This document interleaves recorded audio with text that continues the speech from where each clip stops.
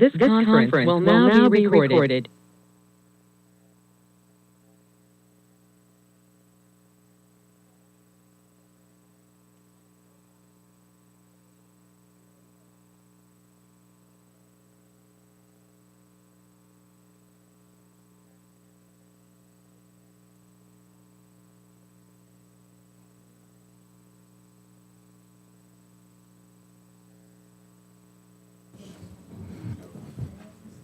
Y'all doing good up there? Everybody? Y'all ready? All right. I'd like to call the Board of Supervisors meeting to order. As always, let's start with the Pledge of Allegiance and a moment of silence.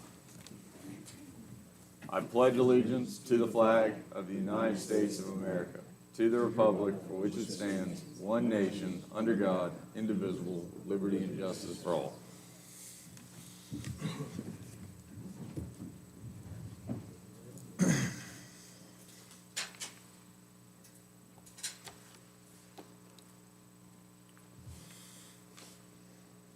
All right, thank you. We do have a quorum. We do need to adopt an agenda. Anybody have anything we need to add to the agenda this afternoon? No, Mr. Chairman. What would y'all like to do? Mr. Chairman, I move that we approve the agenda as presented. Motion's made and seconded. Further discussion? Hearing none. All in favor signify by saying aye. Aye. Opposed, same sign. All right, as always, let's start with public comment. Public comment. Any public comment? All right, we'll do it again at the end. Mr. Chairman. Yes?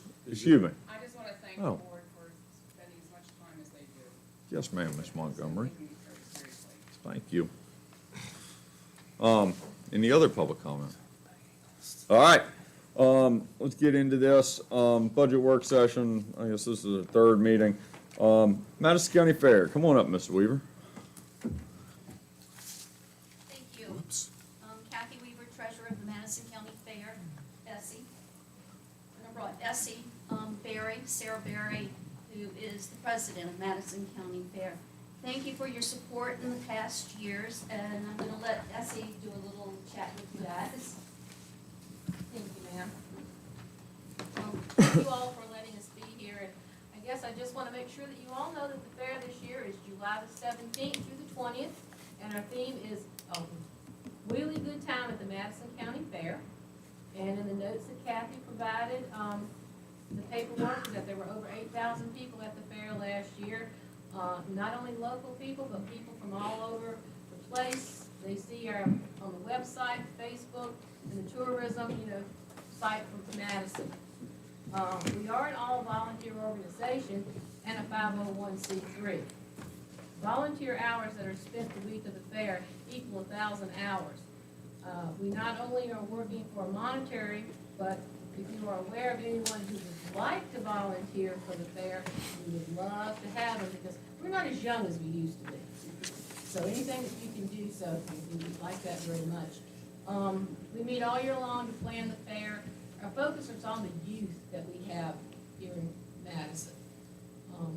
And the same in the farm and, home farm and garden, the premiums are paid to the youth from 9 to 19 years of age. And, blue ribbon, gets $5, and a red gets 3, and a white gets 1. And, even the clover buds and the senior citizens and adults receive ribbons. And everybody gets a free t-shirt when you have over 12 entries. The youth do. The trophies are given away for events, the pedal tractor pull, the demo derby, along with ribbons. Cost last year was $3,600, plus the $796 for premiums for the home farm and garden. The fair also provides, the premiums and ribbons for the livestock show, and that total for the premiums for that's around $3,000. And we're just very grateful for all the support that you've given us in the past, and whatever you'd like to do, 1,200 would be good, but we'll definitely take more if you've got it. Are there any questions? Anyone have any questions? No, sir. Thank y'all very much. All right, thank you. Yes, ma'am. All right. Virginia Regional Transit, Mr. Thompson and Mr. Olivo. Welcome, fellas. Thank you very much. I'm not Jason, but that's Phil. All right. I'm actually Mike Soha, I'm the transit manager that oversees your program, Worksession Express. Mr. Thompson, our Director of Operations, is here to answer any questions that have to do with the budget submission that we have. But I wanted to come and talk a little bit about Foothills. I know we got 5 minutes, so I can talk real fast, because I was here last year, I spoke real fast. We're excited about Foothills. Foothills has done an amazing job. Once started as a pilot project with the Regional Commission and the partnership with Virginia Regional Transit, has continued to bloom and grow. This year, we're before you again with a static budget request, same as last year, same as this year. But there's some things that actually occurred over the year. Namely, your ridership actually doubled. So last year, when I was before you and I was praising everybody in Madison County for abiding by all the social restrictions on the bus, we made it. We made it through, now we're in post-COVID, and they're starting to ride the bus again. The profile of your riders is kind of interesting. They're elderly. A lot of them are elderly, and I love it. They're great, and they're supportive. As a matter of fact, we just picked up a young lady of 91 years of age out of Madison County that is riding it to UVA on a Tuesday, Wednesday, Thursday basis. And that's what your system operates, Tuesday, Wednesday, and Thursday. I'm looking at things all the time. I'm hearing all the requests come in for Monday and Friday service. Because guess what? Some of those medical issues also need to be addressed on Monday and Friday too. But leave that to me, and I'll be back before you when I get a little bit more details. I'll take a look at the structure of how we're doing, and maybe we can apply that best case forward. You do have a new bus on the street, and we're getting ready to put a logo on it with Foothills Express and acknowledging Madison County to be involved. The bus is really nice. It's got a more ride suspension system. The people that are actually riding it say they feel like they're in a Cadillac because it's real nice going down the road. It's got a rear entry door so we can get into the wheelchairs because they're all ADA accessible, the buses. It has a radio. It actually has internal cameras. So if we have any issues that we can take a look at back in the office, we can address those promptly. I'm excited about the Foothills because the Foothills really is a connection line. With the Foothills, I can connect you to Fontaine Center. I can connect you with UVA. In Culpeper, when it rides in Culpeper, I can connect you with all the trolleys in Culpeper as well as the Orange to Culpeper service. I can get you to the Virginia Breeze, which stops at Brandy Station in Culpeper. I can hit the Amtrak station if you're riding at Foothills to go in Culpeper. I can hit the Amtrak station in Charlottesville. So the Foothills running back and forth from Culpeper, through Madison, through Ruckersville, into Charlottesville. It is really critical link. So critical that you are now coming up to a transit development plan. Phil can address that as well. Where every 5 years the state comes out and they say, let's take a look at the area. Let's take a look at the area, let's take a look at the growth, let's look at what kind of services are out there on the horizon, planning for the growth. And I told Phil, I told Warren County on February 8th, I'm ready for the consultants to come, because I'm ready to tell them what we need. On your behalf, I will be doing that, and certainly working through county administration as well. We did our direct mailer, as I said we would last year, so the direct mailer did go out there. We're still grappling with the QR codes and people understanding how to scan that so they can see where the bus is at. That's kind of cute in itself. I told you a little bit about the ridership profile. Again, connectivity. I think on the goals with what I'd like to see moving forward is for us to continue to market and promote the service as much as possible. I'd be willing to entertain anywhere to go. Madison Senior Center used me. We're going to get in fellowship with them. We took them into Charlottesville for a rec program. It was successful. I'm in contact with Ms. Fleischman, I believe is her name, and she's always saying, Mike, let's do some more, let's do some more, let's do some more. So I think that's a beautiful partnership. I also like to talk more about any public awareness. Where you need to pocket Mike Soha to go and talk, I'd be more than happy to do it. I'm not shy. Anyway, if you have any questions, I'm here. Mr. Thompson, I said Director of Operations, haven't to do any fiscal questions, but I, as well as the other attendees that came earlier, I can't thank you enough for the support. When you think about a 91-year-old lady who's lost the privilege to drive, the piece that I didn't tell you about, she has no one to rely on. And she's relying on us, to take her to where she needs to go. And I can't thank you enough for that support. So how does she get to the Food Lion? She has a friend that takes her to the Food Lion, but that's about as far as they can take her. So Foothills, they do not go to people's homes and pick them up, That's right? correct. Yeah. That's correct. We do a little light deviation to the fixed route, but because of the timeliness of it, we try and maintain our fixed route. So you got 6 times per day, 3 days per week. 6 times per day, if you're going, how many buses are you running? One, So they go to Charlottesville, they can turn it around 6 times, 3 loops. 3 loops. Oh, And I pass that a bag inside your bag, should have a foothills. If you don't have a foothills brochure, let me know, I've got stack. How many people per day?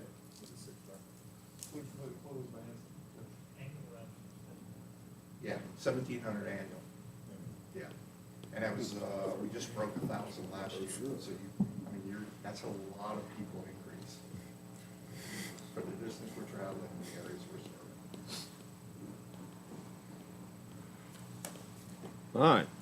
Yeah, well, I go got ahead. one more. So with the price That's of what I was fuel looking and for. whatnot, how are you all managing to keep your funding requests level?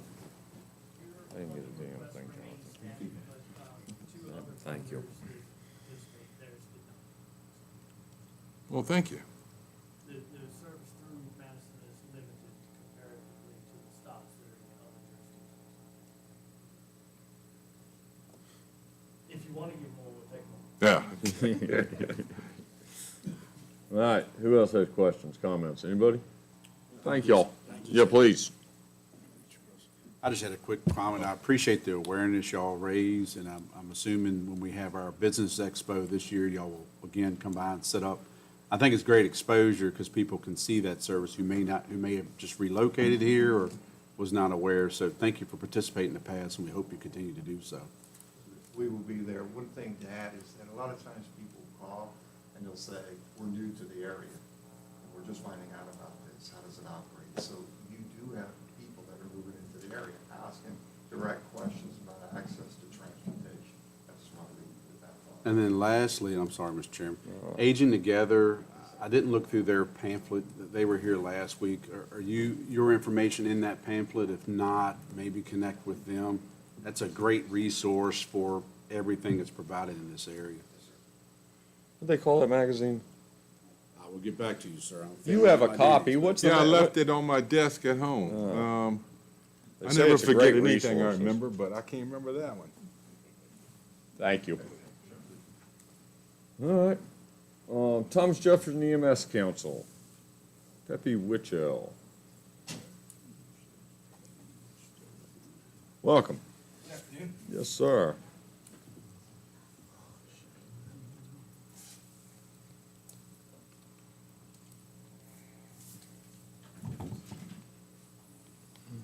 Can I approach and Oh, of course. Good Lord. Certainly.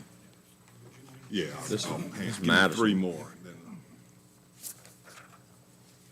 So what I'm handing out, Uh-oh. I tried to do that to Kevin for years. Oh, good Lord. what I'm handing out now, you all have the Thomas Jefferson's budget request. But what I'm providing here is something that I want to focus on today.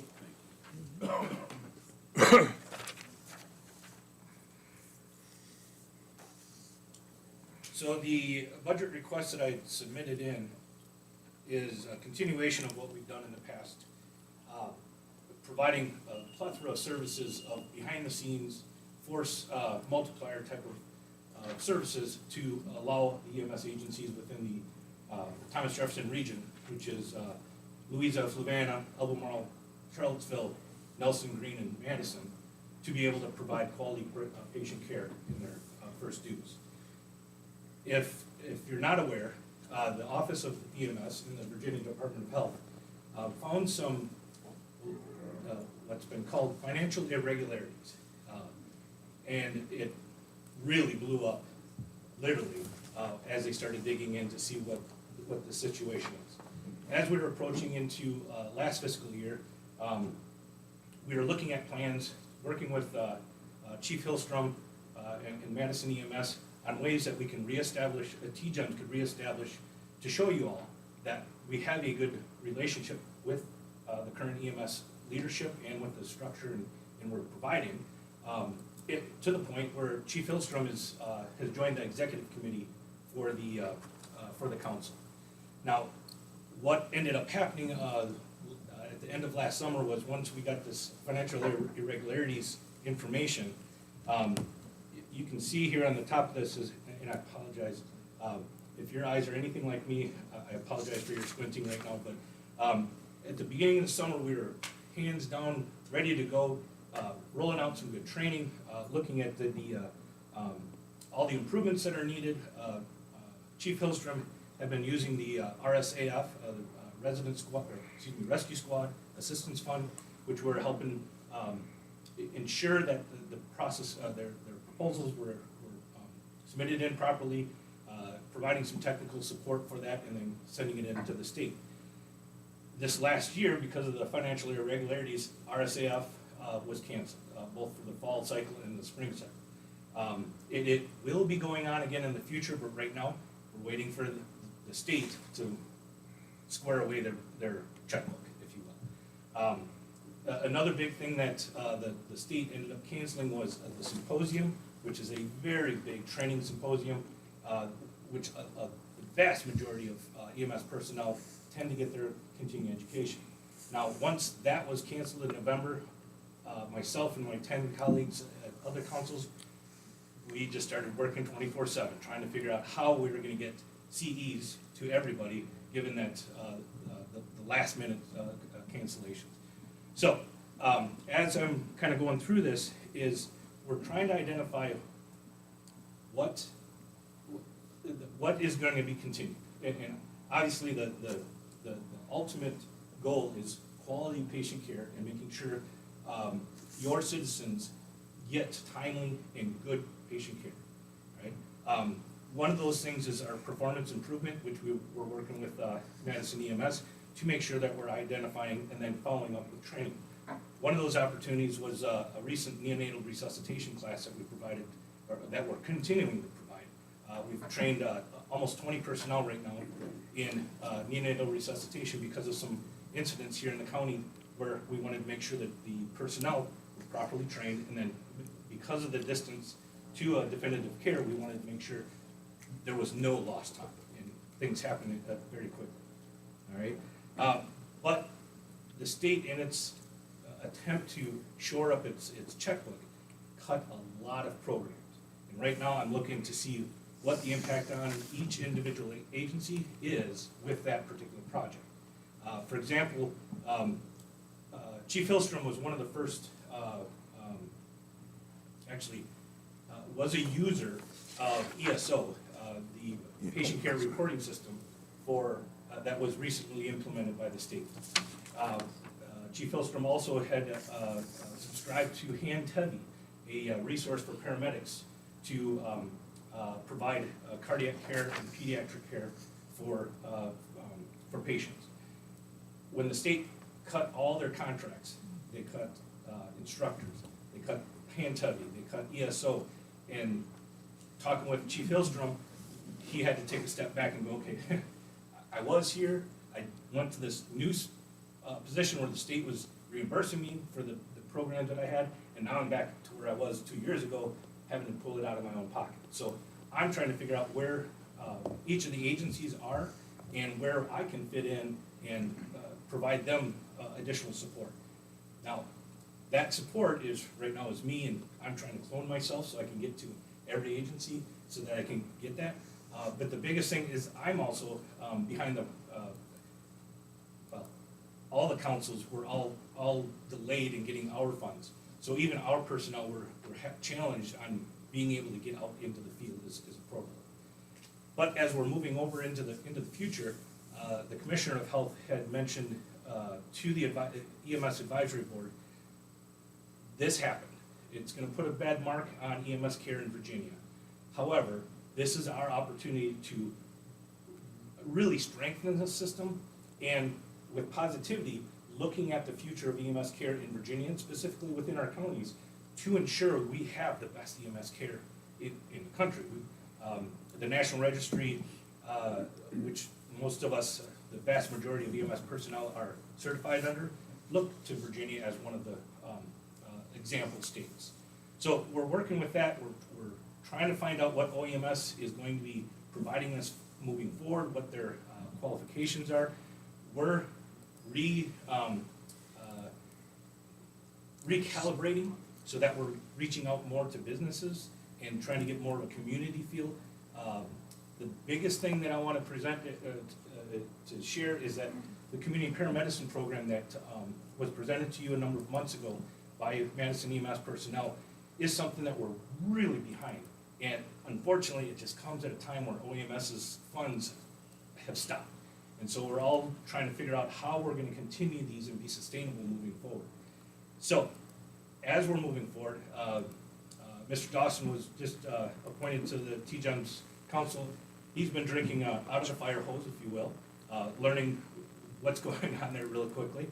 But with that, I wanna make sure that everything we're doing aligns with each of the counties, each of the agencies as we're moving forward, so that we can prioritize what our county needs are, and compare it to what OEMS's support is, and then identifying the gaps, and then trying to figure out how we're gonna meet those gaps.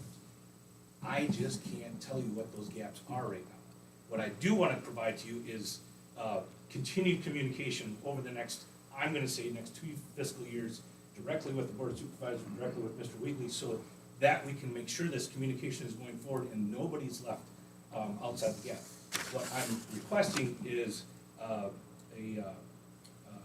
funding, budget request back 3 years ago of let me get the right number down, of $8,130. And this is to help with the personnel costs and the maintenance of the equipment so that we can continue to provide training, PI, performance improvement, continue to support UVA's scopes, which is the community paramedicine program. And as they're transitioning out of that grant, if that grant doesn't continue, then T-GEMS will be there to continue to support that and with the agencies that are implementing community paramedicine programs. Another thing that I really want to get involved in with all of the counties is coming up and doing some community education. Stroke, STEMI, I apologize, STEMI is a technical term which just means heart attack. And trauma are 3 big things that we're looking at that don't have the luxury of time if you're a patient that's experiencing this. And we need to make sure that those types of patients are quickly and accurately provided care so that their the rehab is minimized. Okay. So as we're going forward, as you can see the second tile here, once OEMS figures out what it's doing, all the councils are actively engaged in this, the advisory board, it's all hands on deck at the State House. Then we come back into the community. I'm trying to communicate out to all the agencies so that there's minimal rumor control, minimal rumors spreading. So a lot of rumor control. But as we're moving forward, we're really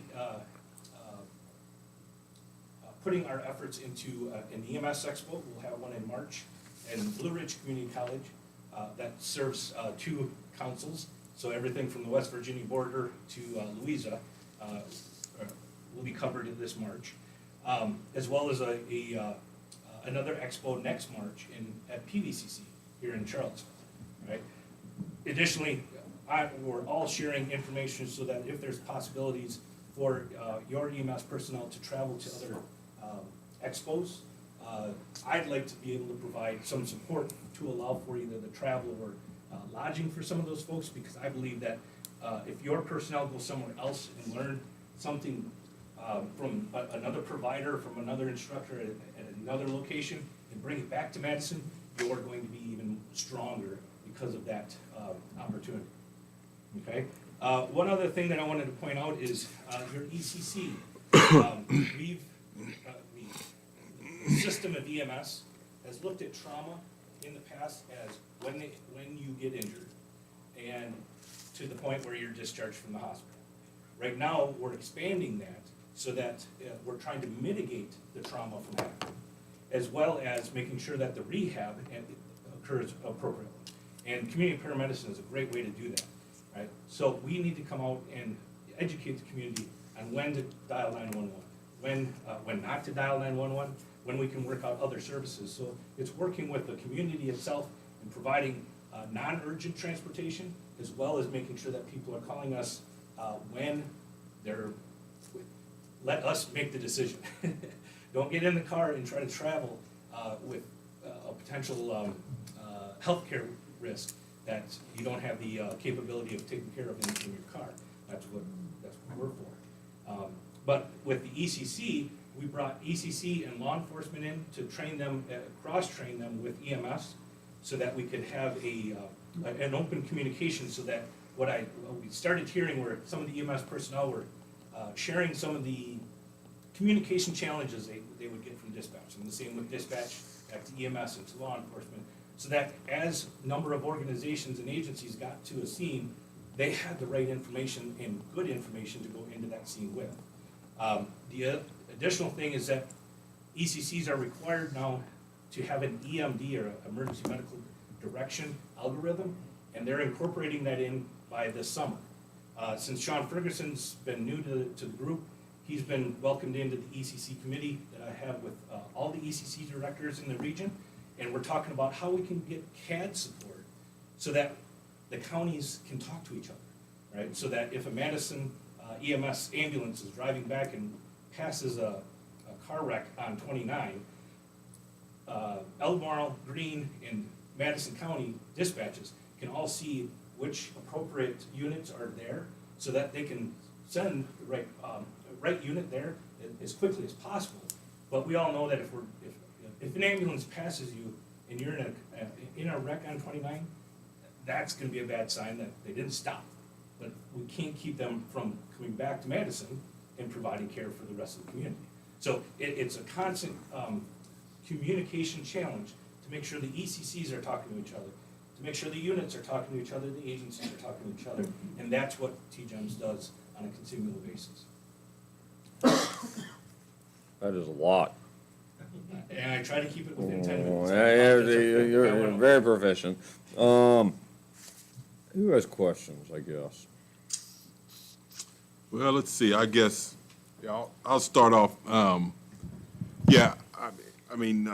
Pebby, I read the article way back in the Richmond Times-Dispatch, and one of my questions here was how is the financial crisis at the Virginia Office of EMS going to affect TGEMS? But my second question there, since you've gone through, well, some of that, what's the likelihood that you might have to cease operations because of this? That's an excellent question, and that's something that all the councils were dealing with last year, at the end of the calendar year. There were a couple councils that were looking at closing shops. Yes, that's what. And that's, yes, we were looking at it. TGEMS fortunately has not been living paycheck by paycheck. We have gone after additional grant fundings and additional funding operations. For example, right now I'm looking at a grant with the Substance Abuse Mental Health Services Agency with the federal EHHS, and we're looking at getting more mental health programs and training, recruitment, and retention funding for that, for the region. And what I ended up working with is getting a number of the rural agencies collected together and brought it to the last board meeting, and then prompted the directors to TGEMS to continue to pursue this. We've got another opportunity with the ECCs to look at funding that opportunity to integrate CAD. So these are the opportunities I continue to look for. I have a background in grant writing, both on the grantor side and the grantee side. So I have that capability of finding the right stuff and looking to see how we can work our eligibility into that. We're still waiting to see what OEMS's final resolution is going to be. Right now, we're under continue as we have, all right? And I hate to say this, but sometimes it's in 24 hours we get a different order that comes through. And what TGEMS and all the councils are trying to do is minimize that jumping from left to right to try to figure out what's being provided by the state. So y'all are still standing on your own right now, right? No checks are coming from the state yet. We actually just got our back payments 2 weeks ago. Oh, you did? So- Oh, so okay. all the councils are finally up to speed.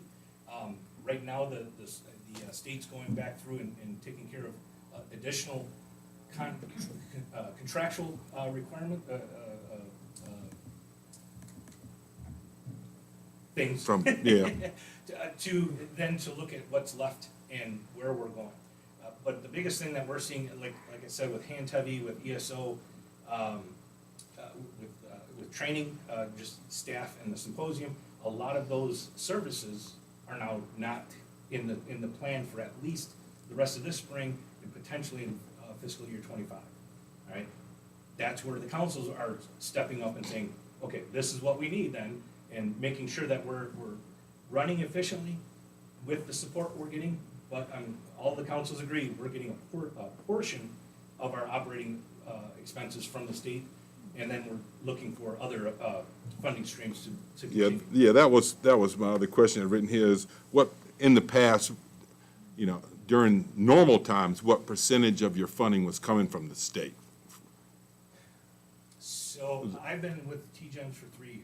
Yeah. So I came in right at the end of COVID.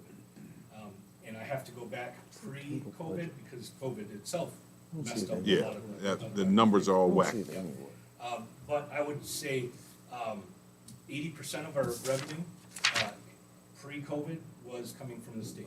Since I've been on at T-Gems, we've dropped that down to about 60% because I've reached out, I've collaborated with UVA on a number of projects, reached out to Region 10, working with a number of projects there so that we can identify training and be able to get it out here. The challenge with Madison is you're in a different planning district, and you're in a different community service board district, but I keep you under my wing. And everything I can get with Region 10, I try to get up here as well, or at least call Rappahannock CSB to make sure that they have the similar type of opportunities for Madison EMS. Okay, thank you. What's your total operating budget for an annual year? I mean, I see your 990, but I don't see any kind of operating budget. And I do see your articles from, I guess, what is it, OEM on financial issues they've had. What is your budget? We run just under 400,000 for a year right now.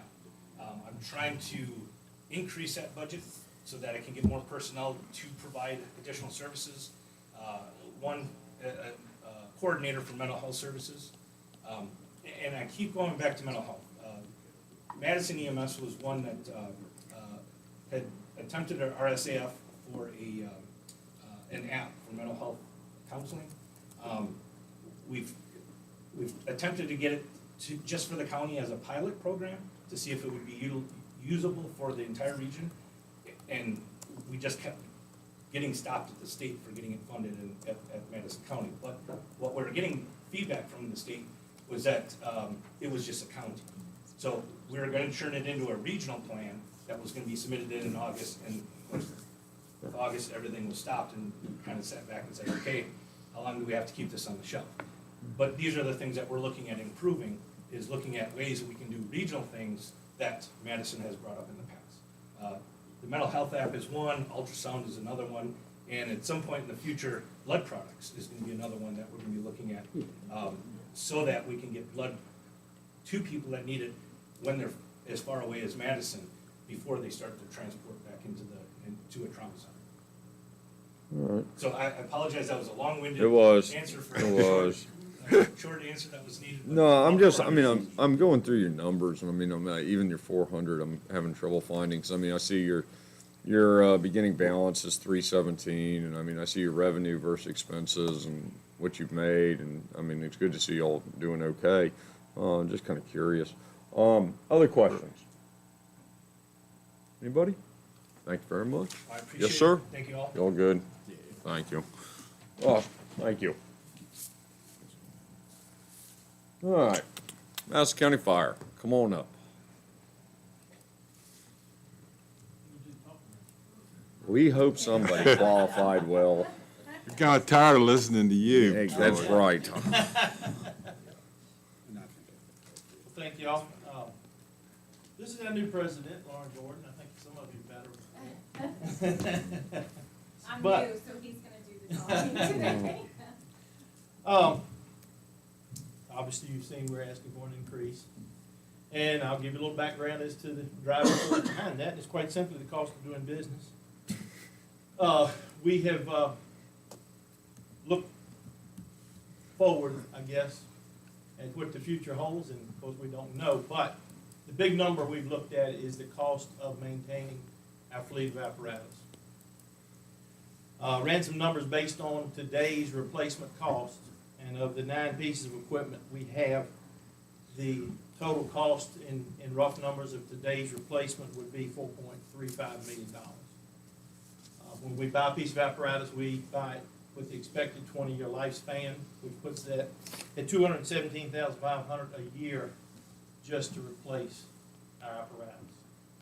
That's a big number that has grown. Well, our most recent purchase was in 2019. We had a pumper we bought for $800,000. That exact pumper was put out to bid by another department recently. The bid came back at $1.25 million in 5 years, 50% increase. So, like I said, we're speccing another pumper now, which we anticipate another $1 million piece. So, that's a driving force. That and our gear.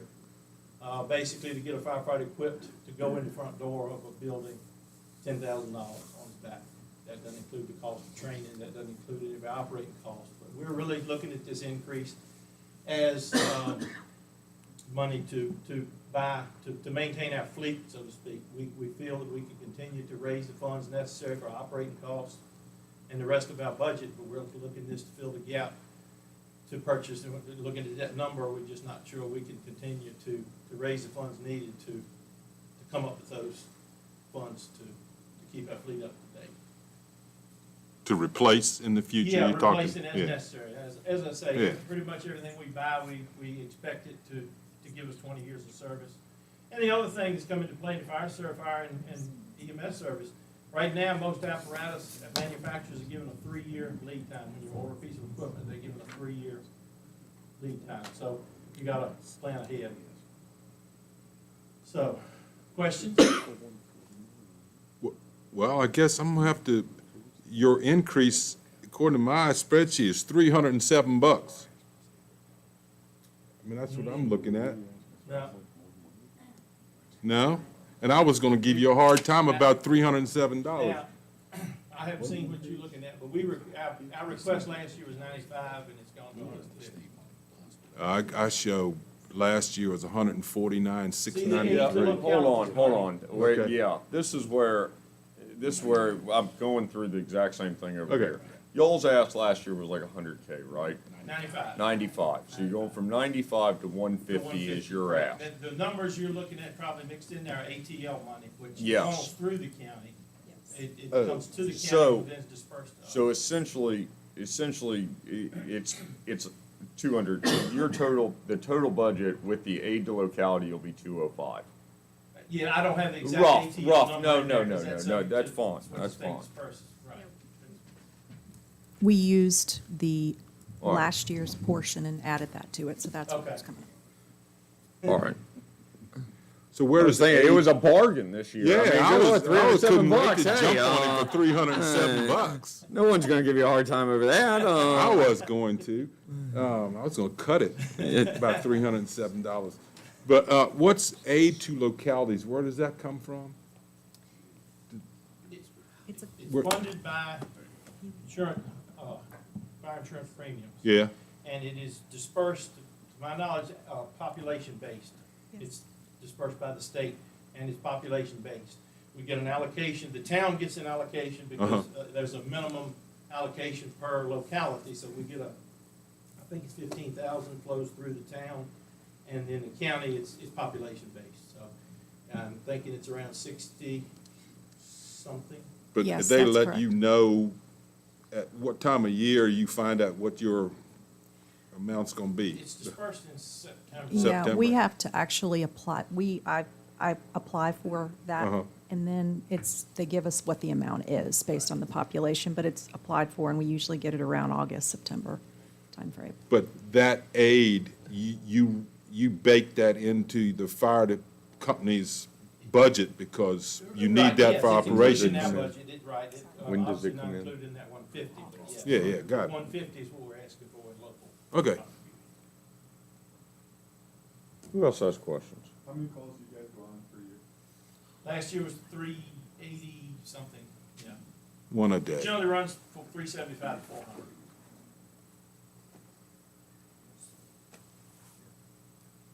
I'm sitting here and I shouldn't even say it. I'm hesitant. Who cares? They do so much for Madison County with so little money going towards them. They responsibly fundraise and spend money and reinvest and bring in young people. I mean, you can just walk down the list of everything that's going well with the fire company. I mean, and thankfully we have Lawrence for a great leadership. And no one else. I mean, who cares? I mean, That's right. good Lord. Thank you for what y'all do. I mean, that's the Yes, thing. Thank y'all for your support. Who else anybody else have questions or comments? Yeah, thank y'all. Thank you.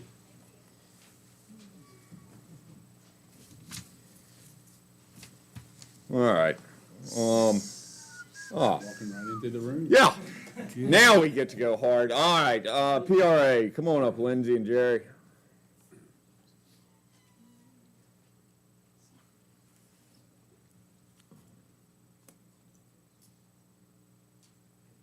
All right.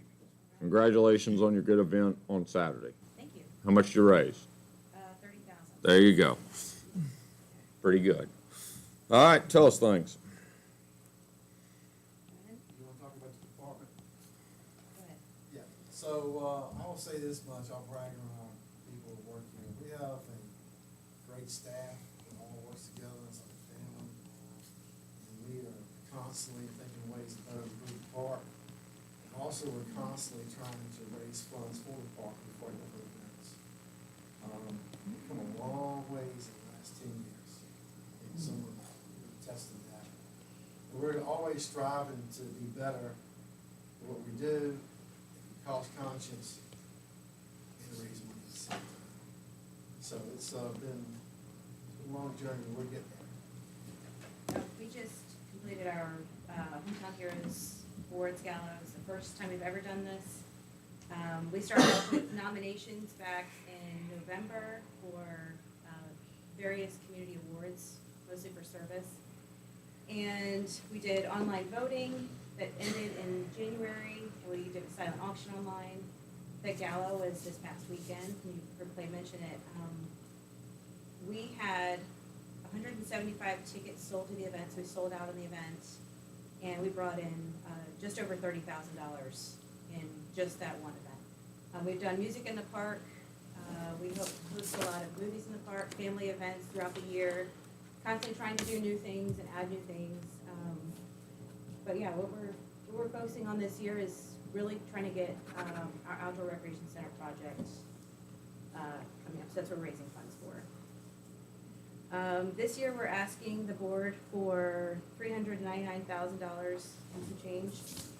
This includes changes, the net change is about $45,000 from what we did last year. This includes a $3,000 increase in COLA for part-time employees, $3,000 increase for our administrative assistant, going 20 hours per week to 24 hours per week. That gives 3 full days in office. We won't have any donation income going to operations. All of that is being pushed to the playground project or the outdoor recreation center project. And then it also includes $25,000 going to a capital improvement project, which is the ADA walkways at the H1 through 4 softball and baseball fields that are around the concession stands. So that's the big change, is that making sure that our area is accessible.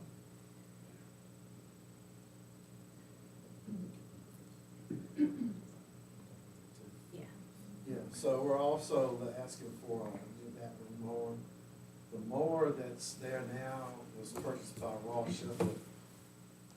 ask Kim how old it was not too long ago. It's gotta be getting close to 15 to 20 years old. It's been a long time cut. They don't make them like that anymore. It's been a good one, I'm not gonna lie. We've taken really good care of it. So that is the price for another Batwing mower. And we use that mower to mow everything to landfill, and all around the park. We mow close to about 100 acres. Plus we have our other zero turns and everything. And then track for the ball fields and stuff. And we're also asking for $700,000 for outdoor recreation projects. This would help complete the infrastructure phase for the outdoor recreation center. Currently, we have in-hand cash with Support Hoover Ridge, Inc., the nonprofit that supports the park, and with Parks and Rec funding from the donations and fundraising efforts. We have $221,359 just for this outdoor recreation center project. And we also have $100,000 that we were granted from Culpeper Wellness Foundation. They're ready to release those funds whenever we are ready with the last part of the infrastructure. We do have some other donations that may come in for funding part of phase 1 and phase 2, which is the playground and splash pad. And we just have just over $2 million in pledged funds. And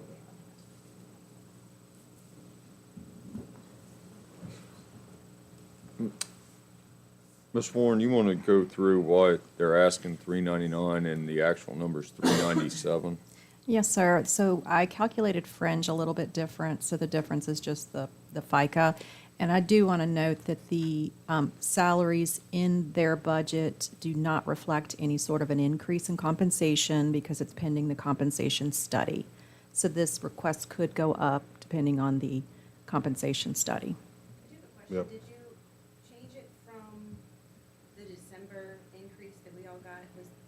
Yes, the December increase is in there. Okay, Whatever your current salary is today is actually in your budget. okay. So, Ms. Warren, well, I've got a few things here. The ADA walkway for 25 grand, which is in the 399, I think that ought to be in capital improvements as well. So I would say we move that out of this. Don't you think that's a capital improvement? Yes, I did not catch that there was Yeah, an ADA walkway. Yeah, so, okay, so. It's in between all the sports fields, the cloverleaf out there. Yeah. It's the stuff we've been talking about, and you've already gotten bids for it, haven't you, Jerry? Yeah. What category, though, Mr. Yao, or Vice Chairman Yao, is that in? It's way at the bottom. Keep going. Go to 3 more pages. Oh, 3 minutes. Right there. Well, Yeah, right. there it is. You need to pull that. ADA walkway. Now this is something for the rest of the board. This is not, we would like to have that. This is something we have got to do. There's no question about that one, so. And it's been part of the plan for Yeah. 4 years now. Right. So, if we take that 25 out of this and move it to capital, that takes their request to like a 6% increase, which I've looked through. If you go back up in there, if you look through office supplies and field maintenance supplies and stuff, they're all level funded, which I hope you can, if anybody can do it, Jerry, you can do it.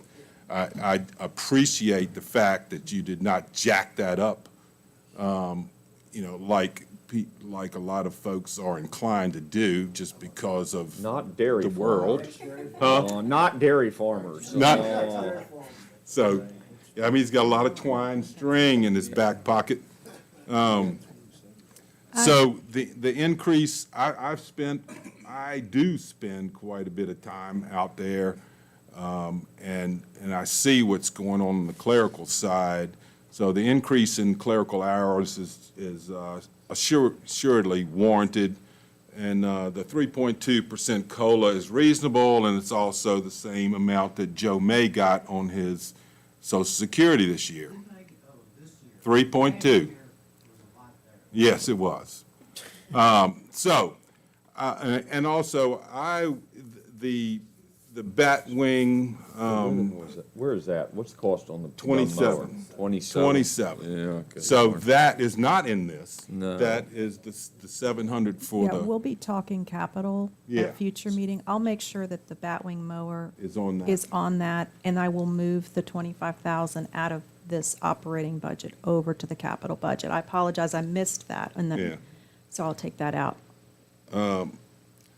So I just say, for now, there are 3 capital improvements that I say we You've should gotten- put on the list. You've gotten bids at this point for the walkways, Jerry. Yeah, I got 2, and I was supposed to get one, I hadn't heard anything yet, the last one. I mean, the question is, if the question is whether or not that, y'all don't have the money this year to be able to accommodate, to get to that,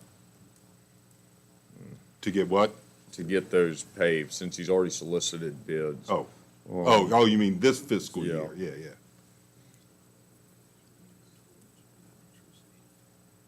What about the Carpenter Foundation monies? We have, that has been allocated to the sports scholarship fund. So we just moved the last bit of that, for this past spring. Okay. We do, if you're talking, we still have donation money. It's been allocated to the playground project, the outdoor recreation center project. But if we had to move on something now, I don't want to, because No. but if we had to, we do have that No. funding. Some of it has been allocated to playground, but a lot of that is still just donations to the village. That's, We should keep in mind that the walkways, the price is very attractive in comparison. What were we figuring? They were gonna be over 30, Yeah. and they are lower than what is even proposed. I also got one a little higher, too. Yeah, 40-something. Yeah, but that was paved in gold, and Yeah. we're not doing that. All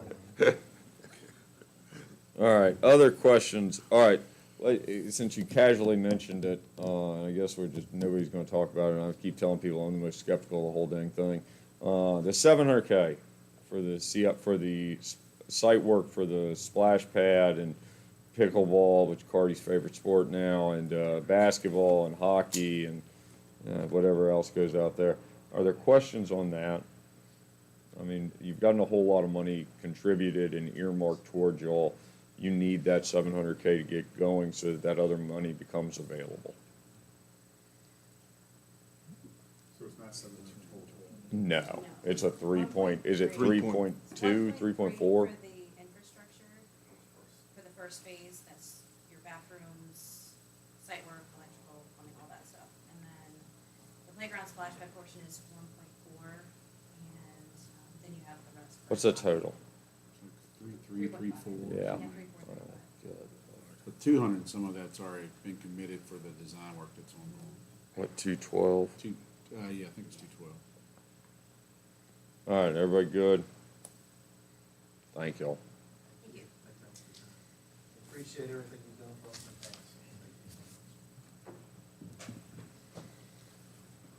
the past. All right. Simon, come on up, tell us about Skyline. Welcome. I saw today in the paper on the front cover, it said cats and kids, so I hope the cats have already gone. They were here last week. It was Cover the exciting. kids for you. Thank you, Mr. Chairman, members of the board. I'm Simon Fiskus, I'm the executive director at Skyline Cap. And it is a very sincere thank you. This is my 15th year at Skyline, and part of my position is I find myself in multiple board of supervisors and administration offices asking for funding. And I just want to let you know the sense of community that Madison provides Skyline has really blossomed to where even an out-of-towner as myself, because I live 20 country miles to the north, feels at home. So, and I think that's definitely due to part of you and others and members of the board of supervisors. So I assume you came into your positions wanting to help instill positive change and ongoings in Madison County, and I believe that's happening. So I don't know how often you guys get to hear that, but I know it's important that you should hear that. So with that said, I'll let you know where all that experience sort of comes from. So this is Skyline's 33rd year in existence, and this is one of our greatest growth years on record. We were acknowledged by the Parks and Recs Gala as Organization of the Year. I was going to bring my trophy, but I wasn't sure there was room for it. But we enjoyed that event immensely and being part of the community and wanted to give back to that as well. And we know that our children will greatly enjoy that splash pad as my children have in Culpeper's splash pad. So I can vouch for that. Overall, Skyline served 1,791 individuals last year in over 17 counties.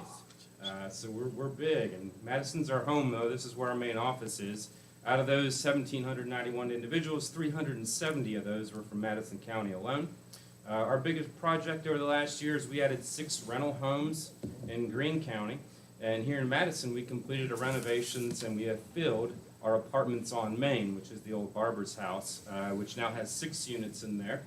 We did that with $250,000 from RRC and a grant, and they actually bestowed upon $20,000 additional to help with more renovations to that project for a total of $270,000 in grant funding, which we couldn't have got without, again, showing the support from this board to them and our community involvement. In that, we have that apartment complex. We also have 4 units over in Duplex Lane, which are in 2 different buildings. Just to give you an idea of who these places are holding in there. There are 10 units overall, so we have 5 units are from individuals who are low income and they have state vouchers, with one of those individuals being mentally disabled and one of those individuals being physically disabled.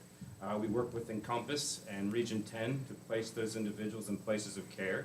And they have regular visits monthly by social workers to make sure everything's going well with them. We have another individual who's on a regional voucher who's mentally disabled. We have a fully disabled individual who's blind, and he's not on a voucher, surprisingly. He's doing this through his disability payments, but again, we have lower rates than the retail rates, so he's able to make a go of that. And then we have 3 low-income families filling out the final 10 slots who are all paying a full fair market value, not the retail value, but a fair market value, so that they can ensure their families a safe and affordable home. This wouldn't be possible to have all these apartments if it wasn't for funding from the Board of Supervisors. So we get $18,000 from you guys towards the emergency home repair manager and the HUD certified housing counselor to make sure these processes are available to the community here in Madison. We also run the Head Start program here in Madison and in 4 other counties. Here it serves 38 children and families, which we're asking $23,000 for, or a 6.5% match. So another bunch of good news here in this area. So across the state and across the nation, enrollment and staffing issues are wild with Head Start. So one of the main issues is in Virginia's here financially, and the federal government is here. So federal government minimum wage is $7.25. Virginia is $12.50. So we don't get increases on our federal grants, and yet we're in Virginia, so we have to afford those staff, right? So with that, and because of this board in particular, you were the first one to support Skyline. Now we have 3 out of 5 of our counties supporting us with their Head Start programs. I was named to the governor's Early Childhood Education Task Force. So there's a focus by the governor because 80% of the individuals who partake in Head Start are able to work because they can put their child in care. These are families that make less than $25,000 for a family of 3. 80% of those families are families where the child is already coming from a broken home at the age of 3 or 4. So they've lost typically the father figure.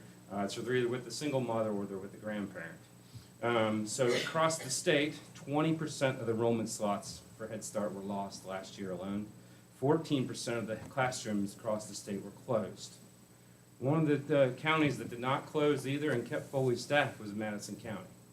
And so through that, it's because of that match that you guys have given now for, I think, 6 years running. We have one teacher that's been with us for 14 years, and the other one's been with us 4 years. So we've been able to sustain that permanent figure for these children who are in at-risk situations to continue to provide them services and show that match for our in-kind for the grant requirement. So that has been spoken on the state level, and working through that committee to see what we can do. The governor has developed a Virginia Quality Birth to 5 initiative, which now gives $3,000 directly to all classroom staff and daycares and Head Starts across the state of Virginia. And I'm spearheading a movement to try to get more from the state so we can get state support, because now Head Starts across the state of Virginia fall underneath the Virginia Department of Education. It used to be Health and Human Services. Now we're under VDOE, just like the school system. It's just new, so we're trying to work out some funding streams for that. And hopefully, maybe we'll be able to relax some of that on the county as well. As part of this, the Office of Head Start is also proposing, however, to mandate higher cost comparison pay. So they're noticing across the nation that they're losing all these slots, and so now they're attempting to propose regulations that would make grantees reduce their size and increase their pay. That hopefully won't be something that we need to do here in Madison because we're already there.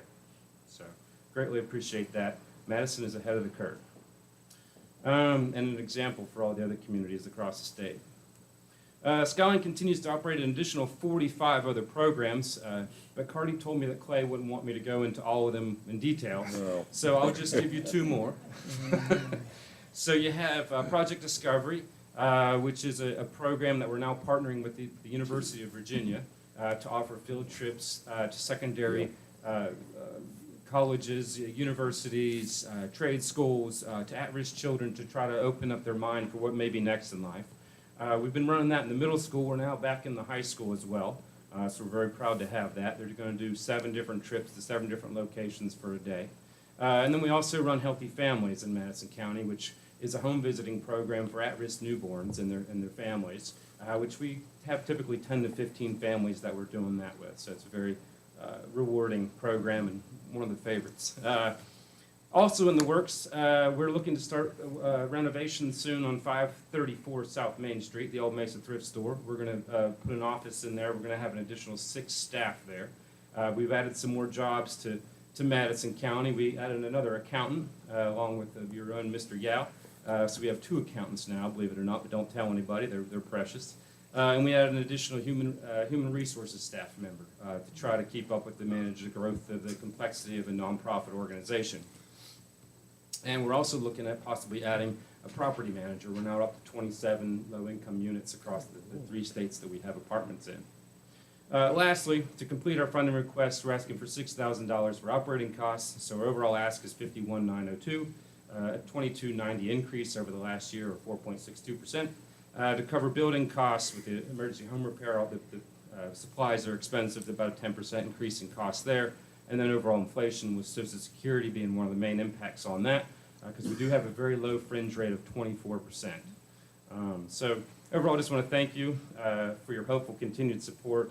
Skyline's match overall, I calculated without Cardi's help, is about 7.4%. He'll check on me on that tomorrow.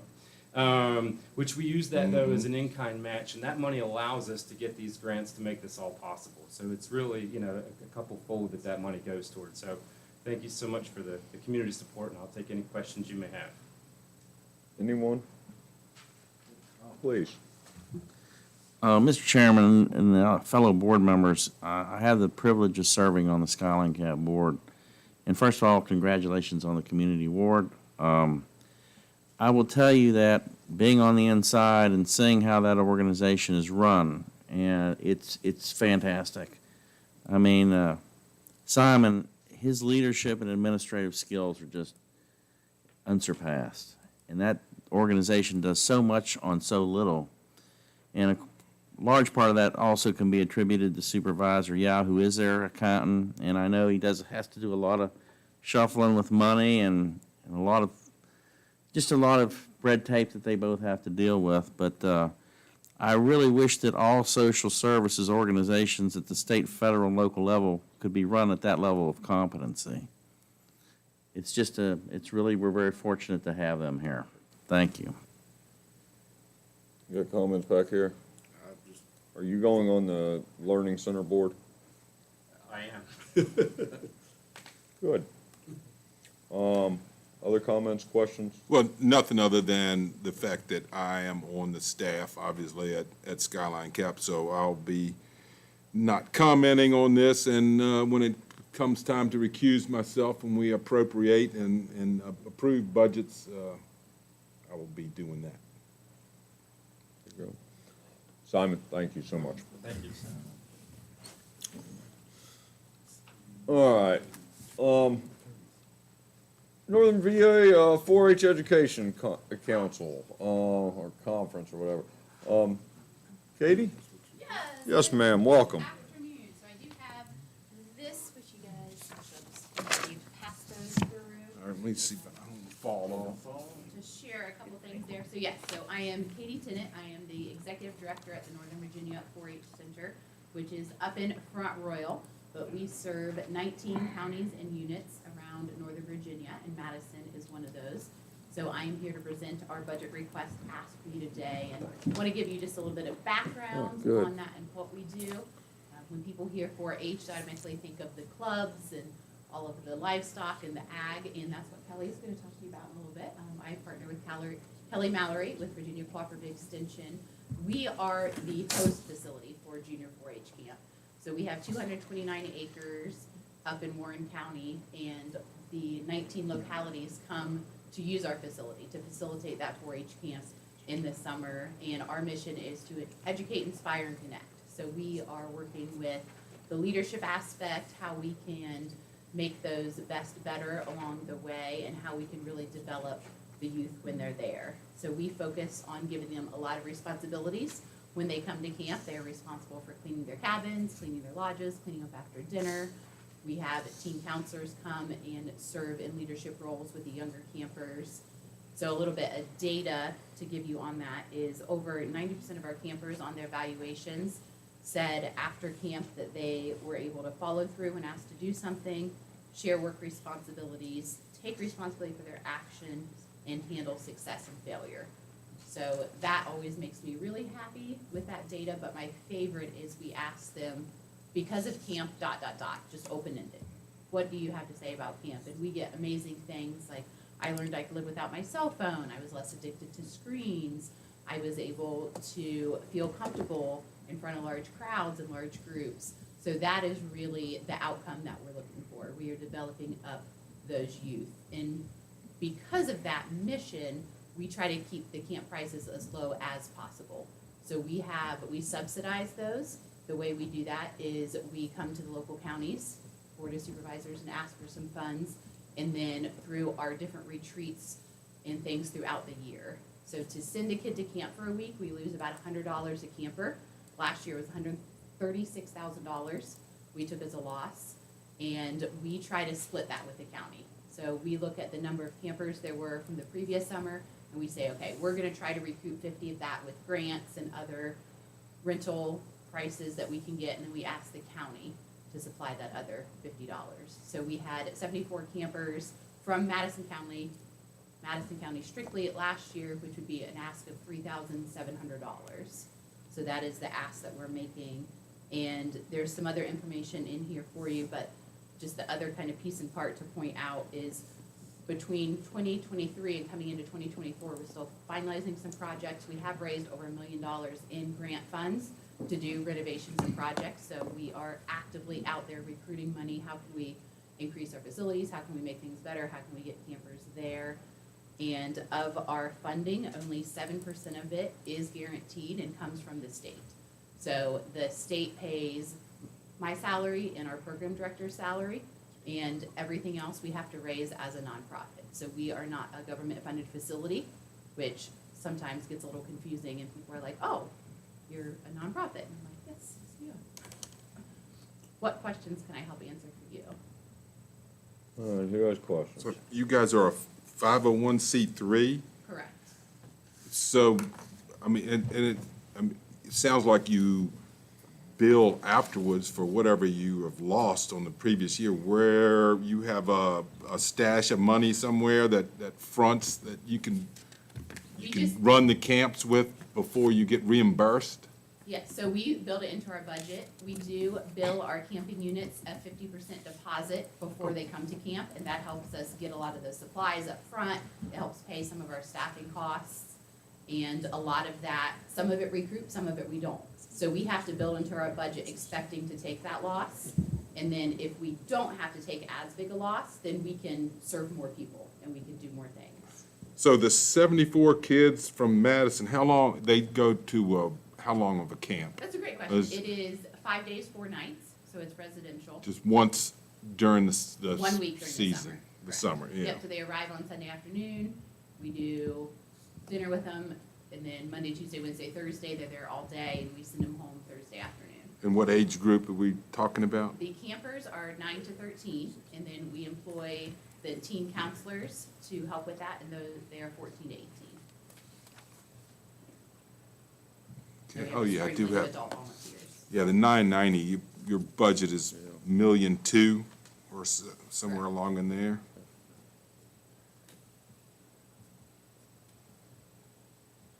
How many When- clubs are in Madison? Sorry, Craig. Yeah, go ahead. I do not know that answer, actually, because like I said, we're the retreat center where they come to us and they bring the staff to us, but we don't physically run any of the clubs. We run the program. How many clubs are there, Kelly? There you go.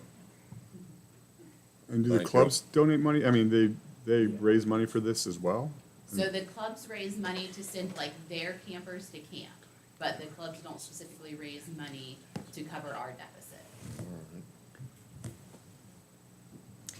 So just a note to the board, in years past, starting I think around FY 18-19, we donated or gave $750 per year.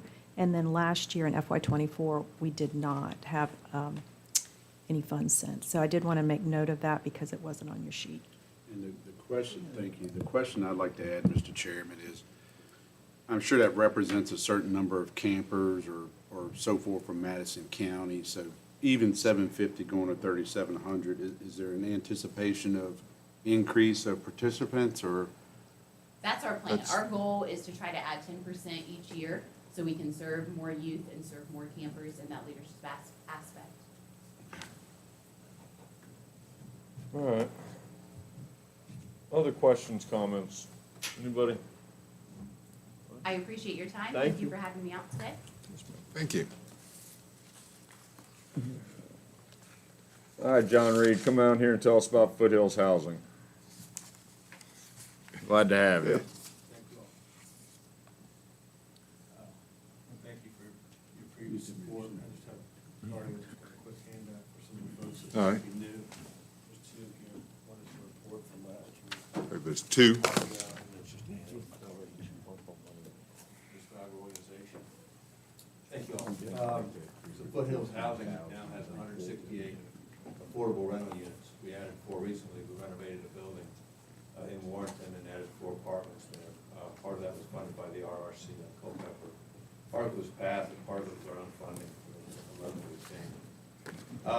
In Indiana County last year, we spent about $35,000 on emergency home repairs. That's the other part of what we do under affordable housing. We make the emergency home repairs to help folks remain in their home. So it's roofing, it might be bathtubs expanded for folks with disabilities, it might be ramps that are free for folks with disabilities to get in and out of their home. There's about 25 ramps that are provided throughout the area, for folks with varying reasons for access to their homes. We'll widen doors in homes for, again, accessibility reasons. I mentioned roof repairs, roof replacement.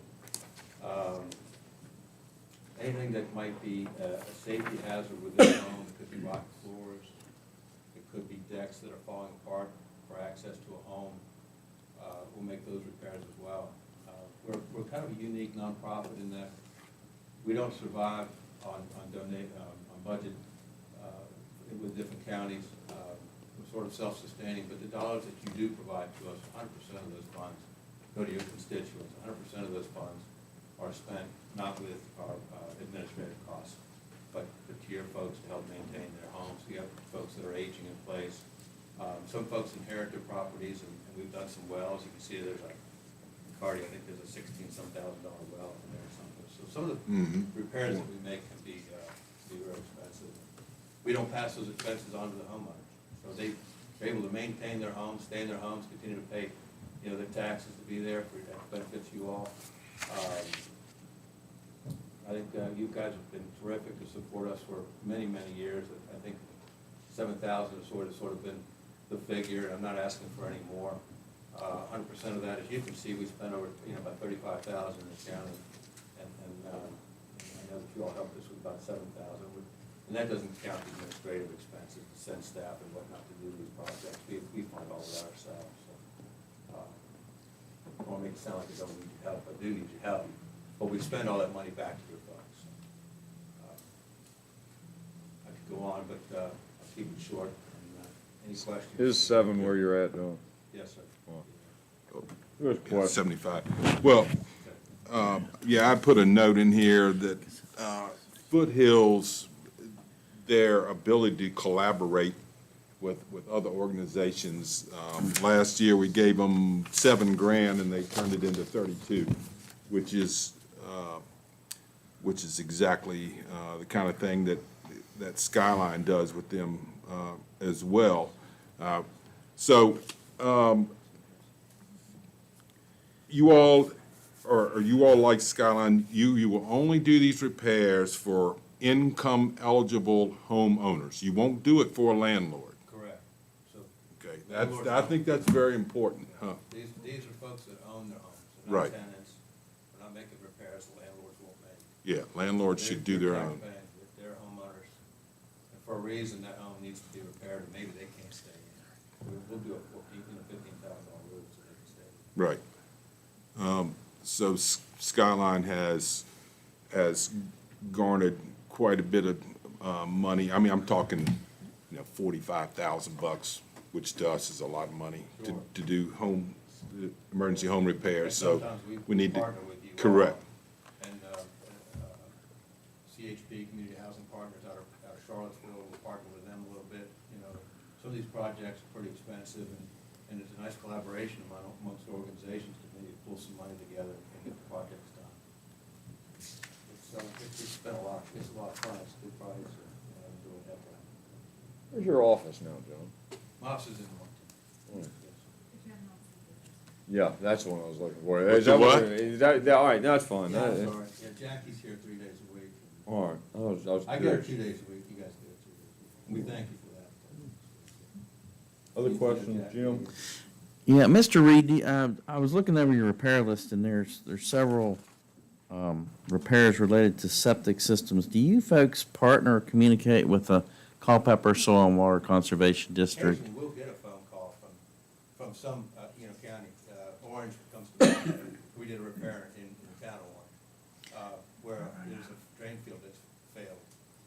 We have access, I have close access to a soil scientist, and he can do drip systems and whatnot. That takes up 50% less capacity than a normal drain field, and about $25,000 you can get a drip system put in for a home. So I'm equipped to handle that, get estimates, have the soil analyzed, and save a home because maybe a failed drain field. I'm thinking about referrals to their watershed septic reimbursement program. And I know they do a lot of that in this area, so I didn't know whether you coordinated with them in any of that, I or can't say I have, but I'd sure like a phone call and be happy to chat with them. definitely worth it.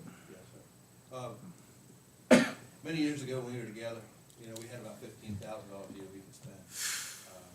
We're spending about $150,000, some of it our own money, to make repairs in varying counties that we serve. Most of the counties that we serve, really, is Culpeper, Orange, and Madison.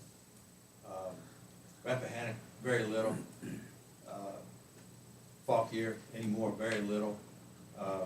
And I've talked to the Realtor Association, they've been a close advocate of ours here recently, and they'd like to spend more effort and time in Madison.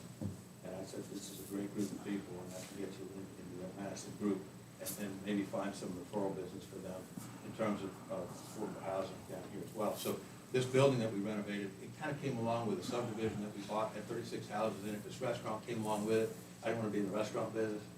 And so we renovated into affordable apartments. And I mention that only because if you're aware of anything, like that in this area, we have capacity to make that happen.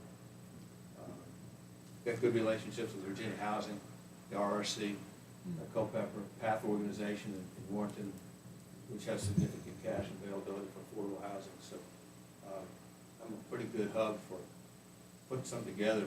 We've talked about in the past how to bring affordable housing into Madison. I'd love to do it. So if there's a county office or a city office or building or that you're aware of that maybe it's not being used or block of land, it might be affordable, that kind of thing, I'd love to talk to everybody about it. Please keep me in mind or something like that. Can't even make jokes about Kriglersville anymore. I mean, Yeah. what a bummer. Anybody else have anything? Real quick, I don't understand, I'm new here, so Yes. how do people find you when they need help? I can tell you the last couple of years, the phone just, and I don't have, I I advertise a little bit, I advertise on Facebook, you know, for rentals. But my phone just rings constantly with people looking for housing. It's the DSS offices. Jackie does a great job. She'll go to the 5 DSS offices like Fauquier, Culpeper, Madison, Warren, Rappahannock. Those are kind of our, and we know this, the DSS offices that call us on a regular basis are great referral sources for us. So people that are in trouble with a repair, maybe they need affordable housing. My phone rings constantly, and my cell phone's out there. So I take calls 7 days a week. You know, there's just not enough affordable housing. And I think it's just, you know, there was an article in the paper because of the 4 bedrooms, you know, 4 apartments that we just renovated in that building. I haven't even read the article. The open house we had was last Friday, made the paper. I didn't even know my phone number was in there. My phone, since Friday, has just blown up with people who need these apartments. So I don't know how to answer that. 111 affordable units are in Warrenton in their apartments, senior over 55, non-assisted living. That's a portion of our 168 and 111. They start at like $950. Our homes that we have 3-bedroom, single-family homes, 1 bath. They start at like $1,150, $1,200. You can't find that in our market. The 4 apartments we just renovated, the single bedrooms are 11 and the double bedrooms are 13, and I'm thinking I'm gonna lower the 13s to 12. Just so I can tell, I know it's only been since Friday that's been available, but I can tell the phone the way it's ringing, they're after the 11, they're after the $1,100. So I'll probably go to 12. It's not gonna change our day, and I can probably get them rented to people that need them. So I don't advertise except for on Craigslist. I don't really need to advertise on Craigslist. My phone's gonna ring anyway. The 111 apartments, a young lady, a gal who runs that for me, Tish Sams, she spends about $900 a month on Realtor.com, but she has this enormous waiting list, and I try to talk her out of this $900, but it works for her, and she likes it. She does a great job, so I guess people like it. She goes on, and our budget works. So we do advertise those senior living, but the senior living effort, I think we draw a fair amount of people in our areas, but Northern Virginia seems to gravitate towards that. But with a 50-person waiting list, I don't need to spend that $900 either, but it works in our budget. It just does a great job, so I let it run the thing. But I can just tell you my phone is ringing constantly for 4 hours. And emergency repairs. It's DSS offices are a great source. You all folks are walking in looking for help. Thank you for what you do. Anybody else? John, thank you very much. Thank you all very much. Yes, sir. Great seeing you guys. You too.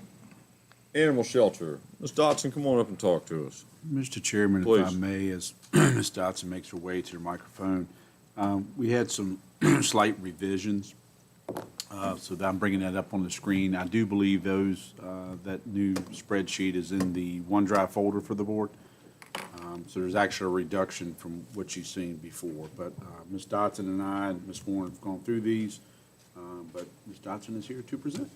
Welcome. Good afternoon, how are you?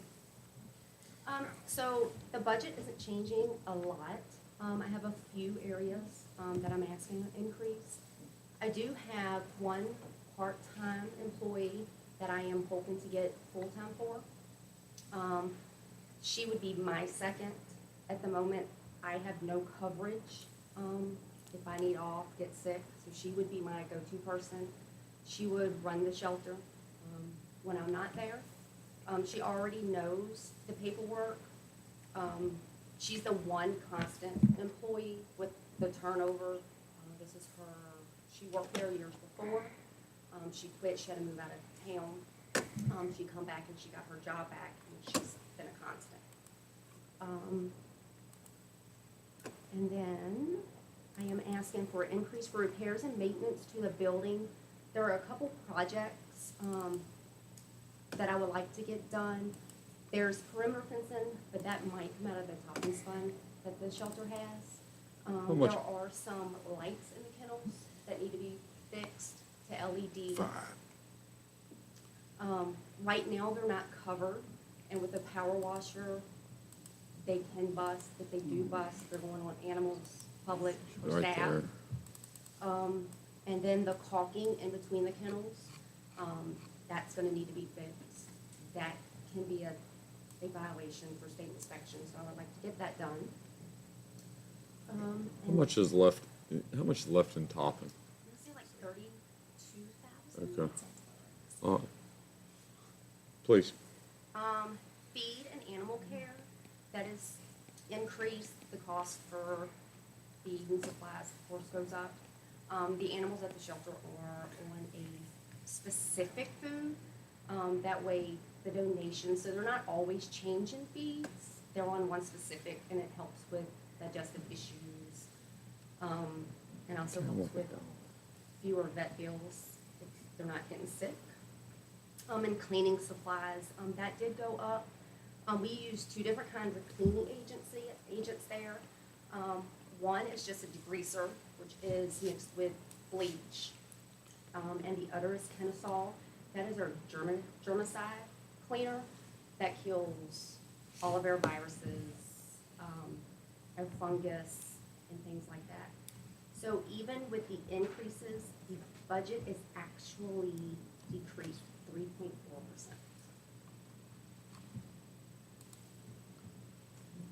And there's a capital improvement for the shelter also. So any, the fencing or anything like that, you know, whether it's topping or we can gear that towards CIP. So we brought that down. I think repairs and maintenance was at 5,000. We left it at 2,500 just based on historicals. However, we think we have bandwidth to do something either with capital or topping funds. So again, as Annette mentioned, overall cost has gone down,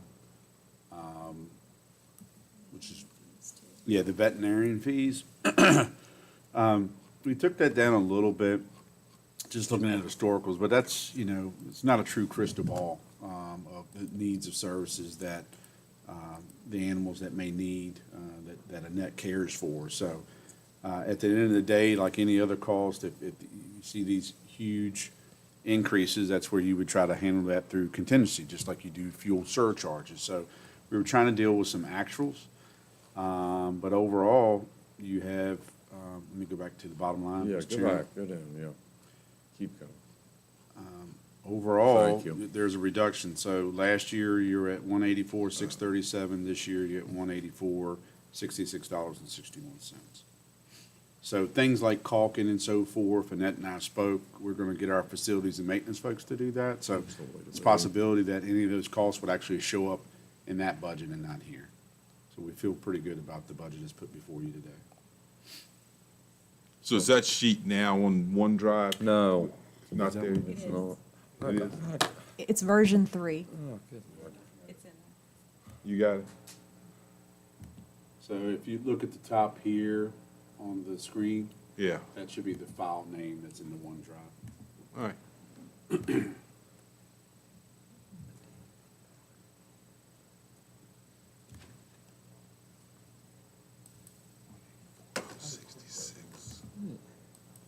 Just a clarification, this may not be the place, but we had somebody in here last week asking, or stating that they're saving the shelter so much money. And it was a pretty big number. Do you know what I'm talking about? Oh, yeah, let's go down this path. This is a good path to go down. Good Should job, I? Judd, go for it. Should I? A good idea. Well, I just want to know, is that anywhere near close? I will say their numbers are off. Okay. I would be more than happy to elaborate at a different time. Okay, that's all I want to know. I'm just curious, and Yeah. I don't know No, when. their numbers are off. I'm not saying that they don't help, but we still get our fair share. Okay, Yes, sir. all right, thank you. How many dogs and cats are out there today? So I have 2 cats. One of them is leaving tomorrow, and I have 8 dogs, and one of them is already adopted, just waiting to be spayed to go home. Good. I do have one I will mention. Jonathan was made aware of it. Now that he's in foster care, I will elaborate. We had a hound come in that weighed 21 pounds. I have pictures. In 3 weeks, he is up to 38 pounds. Good Lord. He was medically cleared, and he went today to his foster home, which was probably going to turn into foster to adopt. And he will be adopted in a couple weeks when he can be neutered. So that's kind of a shelter success story. Good. I'm Just- Just a Please. clarification on the 3.4% reduction, that's off of the original budget, which was actually 190 last year. So going from 190,000 down to 184 from the original budget. Just wanted to clarify. If you're gonna use maintenance, Jonathan, for like the caulking and stuff, and I think that we're all working on the same team type stuff, which is great. And toppings at 32, and we know we had to go in front of the toppings committee to do all that. How much are you looking to pull the toppings down? You have any idea? We don't at this time. I know there are some things we're eyeing to do, and that's a great thing about having new eyes, a new manager. We're getting rid of one of the dilapidated outbuildings that was in your facilities report. We're looking at some fencing. And we want to see, is that more animal shelter driven or overall transfer station site? It's all county property. So we don't have those numbers yet. We're looking at some forestry mulching type activity to clean up some of that overgrowth area. So as soon as we have some numbers, we can get that to you. But it depends on some of that fencing. So we've got to go through and locate, I think there's utilities out there, there's a drain field and a well, and just kind of lay that out. So we'll have some numbers, and then I think it'd be appropriate, probably at that time, we would call a Toppings Committee meeting. We haven't met in a year or so many years. Well, the topping, is there a limit? Was that set up to be an endowment that would last forever, or is there a limit on how much you could draw off of it in a year, or I think nothing? it was a total cash donation. Yeah. And then 32K left, and that's where it's at. I think the last thing we did with, didn't we buy speakers for the animals? Well, that was We did, didn't we? Yeah, that's pre and It's that. been We've years, done yeah. things like that. They need Obviously, televisions. Obviously, the big expansion, if you go out there, the meet and greet room for the animals, that is the Toppings. There's I guess, a that is likeness of right. an animal that they had that has their name on it. There's been the speakers, as you mentioned. We've done some spay and neuter programs in the past with that funding. So it's different things, but it's not restricted for, must be used this much for cat food or in perpetuity. I'll get it out in a minute. But it's just required that the topping committee, which was formed and sanctioned by the board, meets to approve or recommend really to this board, which is the full board of supervisors, to approve that use of funds. All right. Anybody else? Ms. Dotson, thank you. Thank you. Yes, ma'am. All right. Oh. I don't, what you Oh, no, got? it's just- so, Ms. Warren. Yes, sir. So it looks, that was the first department budget we've seen.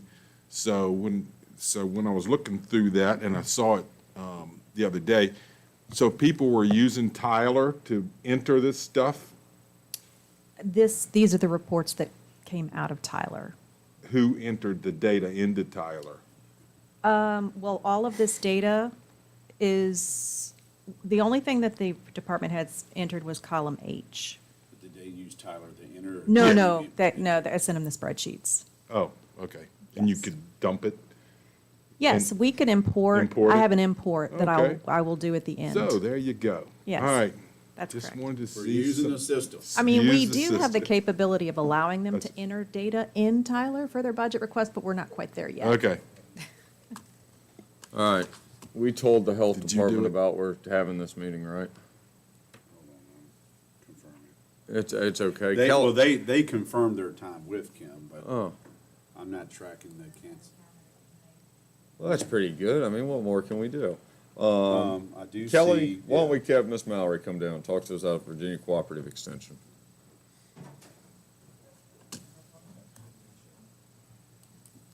Maybe they'll switch or something.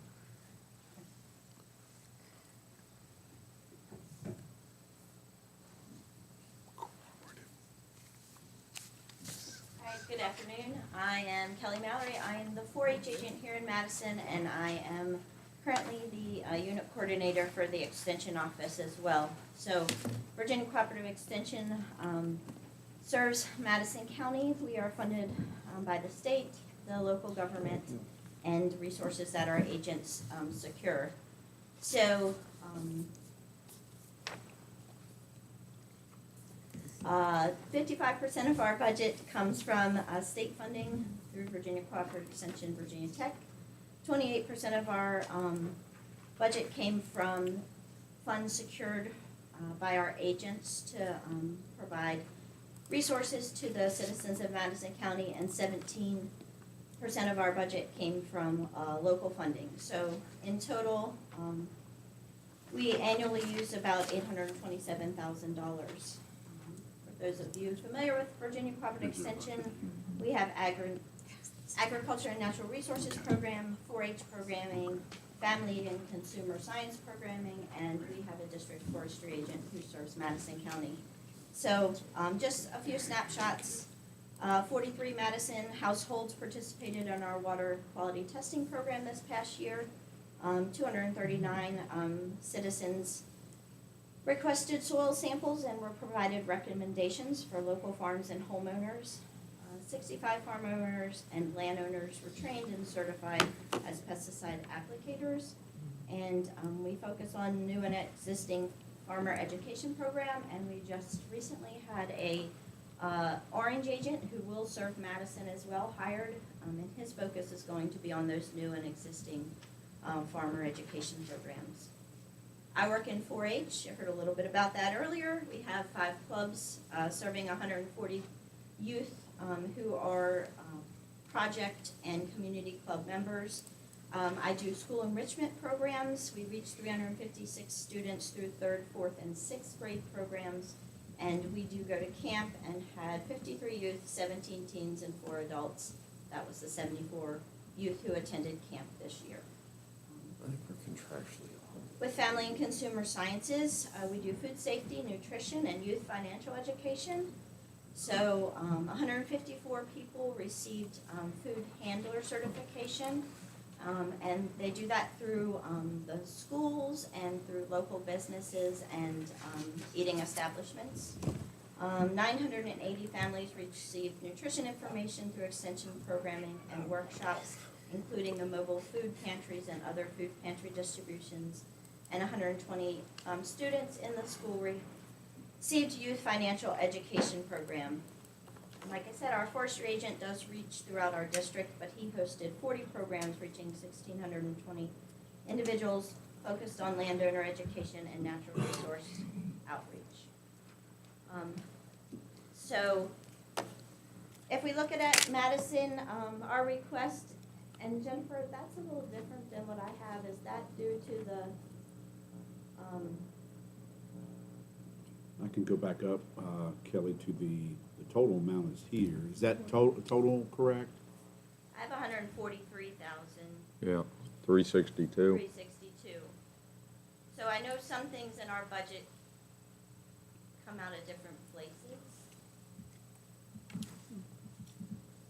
I think it's all that. Was there a revised budget? Yeah. Was there a That's the number revised I'm- budget?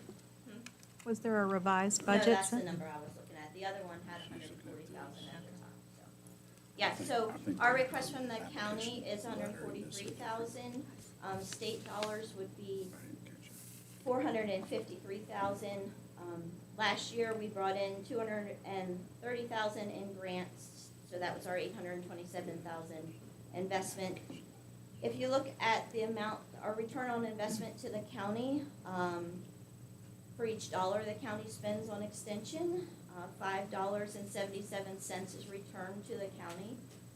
And if we add our volunteers into that, our volunteer value was $154,000 last year. If you add the volunteers into that, the return of investment bumps up to $6.85. So looking at the budget a little more in detail, the 143,000 comes with Contractually obligated. and a slight increase in personnel cost. Our state estimates or puts in a 4% factor when they give us the budget, the amount that we are to request from the county. That's because we don't know at the time we submit the budget what the legislator in Virginia Tech are going to do regarding raises. So that's a cushion factor that is not used if Virginia Tech and the legislature do not approve a raise. That was key to us in 2023 when legislator approved a marketing and equity adjustment for agents, and we didn't have to adjust our budget at all because that had already been accounted for in the annual budget. So there's a small increase in the pesticide grant, and that's an in and out for the county. So it went from $1,875 to $2,500. We partner with Evergrow to host a site where people can bring used pesticide containers for recycling. And the grant money is given, it comes in and goes out of the county budget with that program. So it shows as an increase in our budget, but it's truly just an in and out. And there was a $500 request for increase in office supplies. I think we all know that there's a continued rise in cost, and just looking at, we had spent up to the time the budget was submitted, I just requested a $500 increase there. So, any questions regarding our budget? Anybody have questions? Are we contractually obligated? Yeah. Yeah, Well, think so. if we want to continue extension programming in the It's a county, good then thing. It's a yes. good thing. So, essentially 33% of the budget comes from county funds. And we have myself, an ag agent and a forestry agent who works within our county, and then Claire Lillard is housed in Orange but serves Madison. Luke Bellows, the new Orange agent who will serve Madison. Carl Stafford's in Culpeper. He serves Madison, and Ashley Appling is in Culpeper housed, but serves Madison for horticulture, commercial, and horticulture. So, And it's just a note that in their budget, if there are categories that aren't spent, this, we're not giving a flat amount. It's they do give money back often at the end of the year for a lot of these categories if they're under budget. I've never heard that before. That's a new one. Oh, good. Maybe because you never saw it. Yeah, no, I didn't. I haven't. I've never heard that. Never before. That's a good one. All right, anybody else have questions for Miss Mallory? Thank you, Miss Mallory. all right, thank you very much. All right. Tracy, come on up. Economic development. I didn't do that. Why has that never been pointed out? Yeah, I know. Good job over there. Don't let Brian bring you down. Yeah. We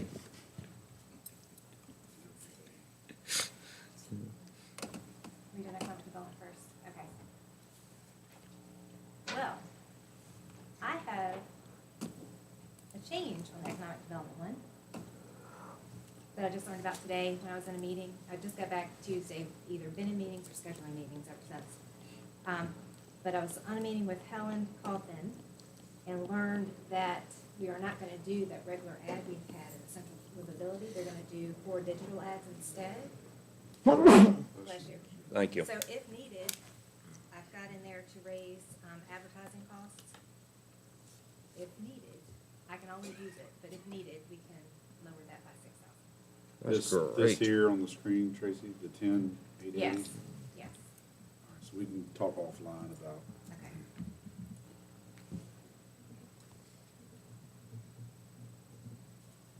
So we were trying to do a little bit more advertising with that, so we were able to delete the telecommunications and roll that into, that $2,500 into advertising. And also, we had website management, which we're able to roll that in as well. I believe we put the Central Virginia Small Business Development Center in here as dues instead of a separate. Yes. Yeah.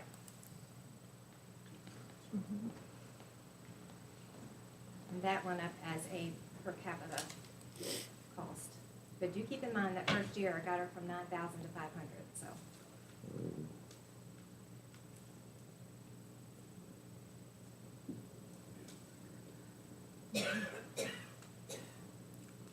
So as you can see, just a quick note that Jennifer put in here, the CVSBC was shown in previous years in miscellaneous.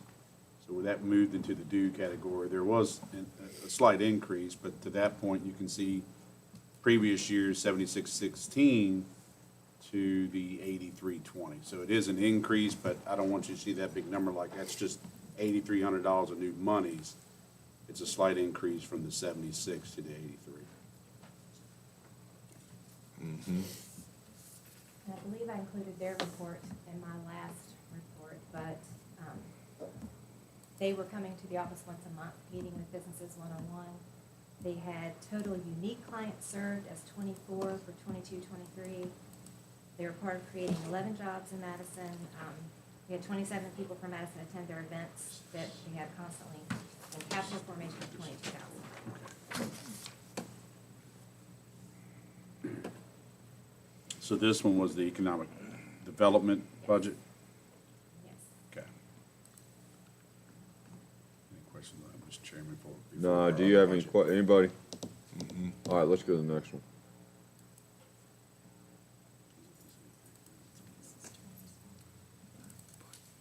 Just want to make sure I have the right budget. This is your tourism one, Tracy? Yes, so since the beginning of the top fund, we've never asked for an increase. And the reason that original 50,000 was put in was because that's what we actually estimated it would be total. And we've far surpassed that. And just as a reminder, that's the transient occupancy taxes that visitors pay. Residents don't pay this tax. So we're asking for a $20,000 increase there because ads have gone up, everything's gone up, but ads have gone up. And again, we're saving $500 on the website management, so I rolled that in. And raising promotional supplies, and this is for things, community benefit things such as American Legion and their flags. Some of the flags are tattered, so we're taking that out of that budget as well. And also the decorations for Christmas and the banners are getting tattered too.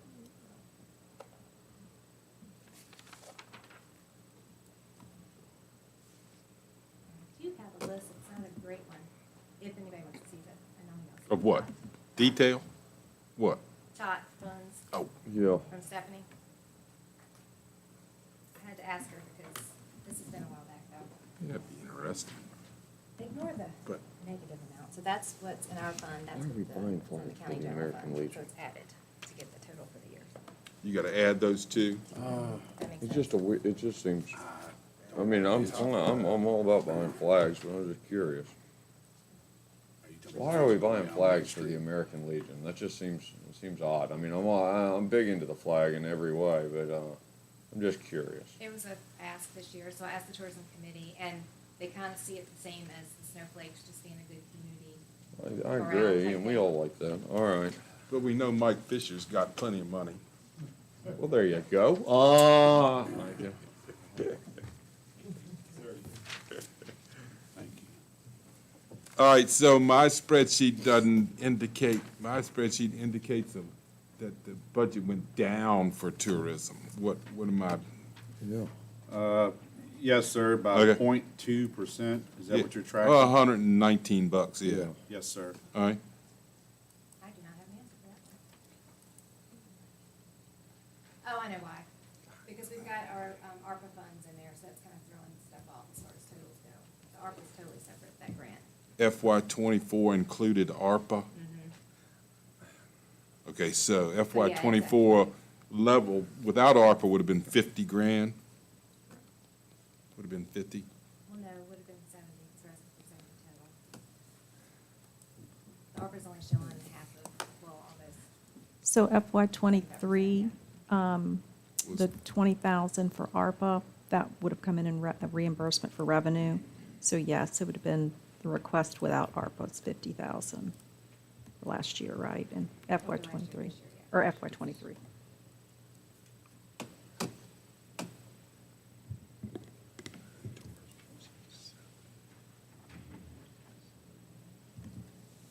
All right, question, anybody else got anything?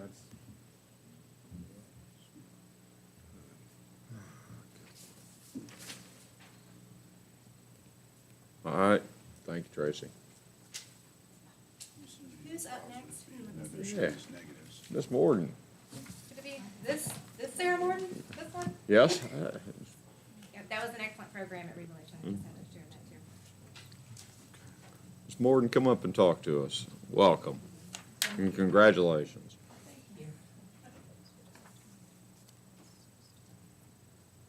Tracy, are you paying Tracy for the plug? No. How much is advertising? All right, Ms. Morgan, please, tell us about your budget. Well, happy Thursday, everybody. Thanks for having me. So I'm Sarah Morton, Executive Director for the Regional Workforce Board, which is one of 14 boards in the state.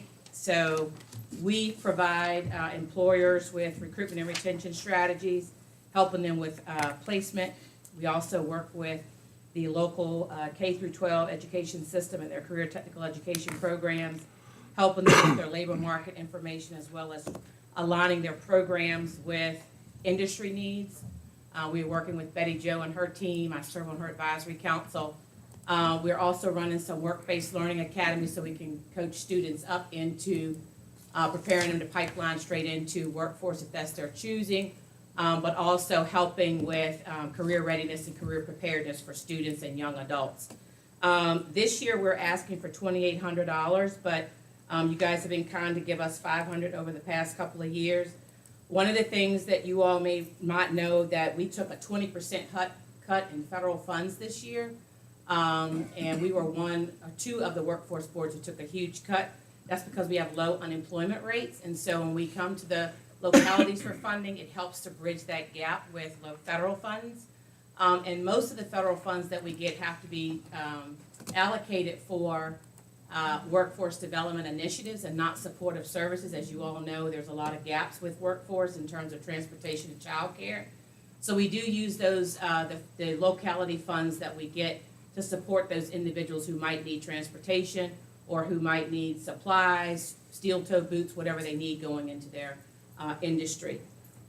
Just a few facts for you all. So when we get about $900,000 of federal dollars. That's spread out across 11 localities. But last year, we were able to contribute $22,000 of that money to Madison County citizens to help them with their workforce training and development and any other career development needs that they need it for. So we're just coming to ask for additional support, but we are grateful for what you are giving us. We served over 128 Madison career seekers last year. We placed 6 Madison County residents directly into manufacturing and healthcare and food service jobs. We provided 4 residents with training to the tune of $22,000, and that was for their youth program.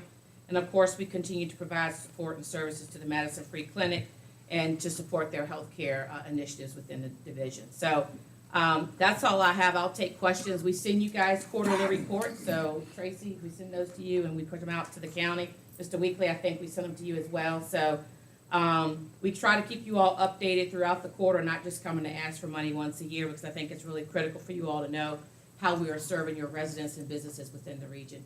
And we're delighted to have Mr. Jewett on our workforce development chief elected and local officials. So we look forward to continue to serve Madison County in that respect. That's all I have. Any questions? Questions, comments, anything? I will add that Not we good. are adding a food resiliency program. So we are creating a food hub to support a lot of the food pantries here. I was just notified that we'll be seeking out protein providers, so beef, pork, and poultry providers to provide fresh protein to local food pantries and food churches, food closets.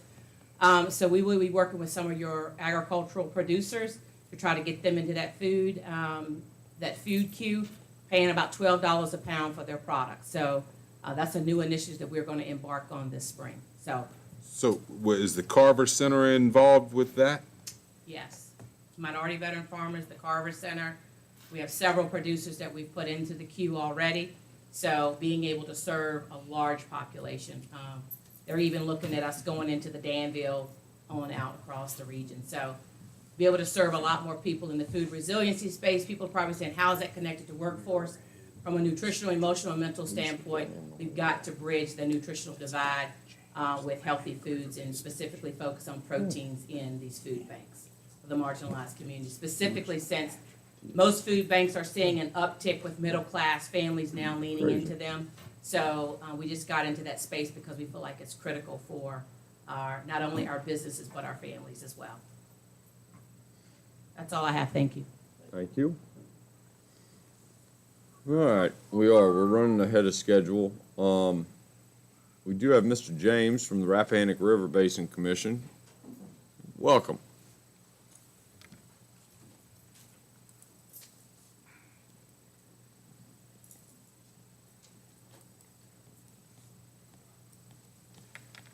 Thank you, Mr. Chairman and Mr. Vice Chairman, member of the River Basin Commission. I hit the flashlight on there, and you always struggle trying to turn it down one thing. Pardon me for being a little overdressed, but I was down at the Virginia General Assembly today, trying to deal with some things that. How'd you make out? Well, you know, the legislatures always try to mess with local authority, and so we were down there talking to them about that. We'll see. Anyway, Rappahannock River Basin Commission, you folks have been involved from the beginning.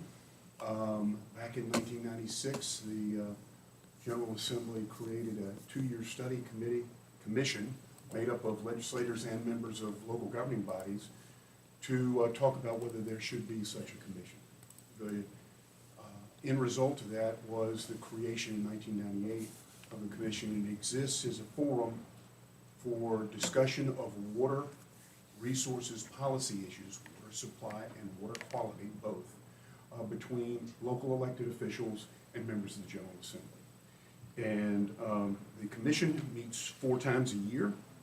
The commission's technical committee meets 9 to 10 times a year to really help flesh out issues and answer questions for commission members. One of our challenges this coming year is between a third and half of our commission members will be new because of the huge turnover in the General Assembly and many new local elected officials. So the current chair, who will be, he hopes to be transitioning to a member of the Assembly, Jason Bellows of Lancaster County Board of Supervisors, basically said to me, we need to do some education for the incoming members. What are the things that are going on? So we have the executive director of the Multi-State Chesapeake Bay Commission coming into our meeting in March to really talk about what is the Chesapeake Bay Commission, what is it that they do? But also we have the head of the of DEQ's Chesapeake Bay Program Office coming in to talk about that, as well as Matt Wells coming in to talk about something you guys know well. We don't need to tell you, cost share. But they're new members from some of the urban areas of the commission that probably don't have much of an idea what cost share is and how important it is to water quality.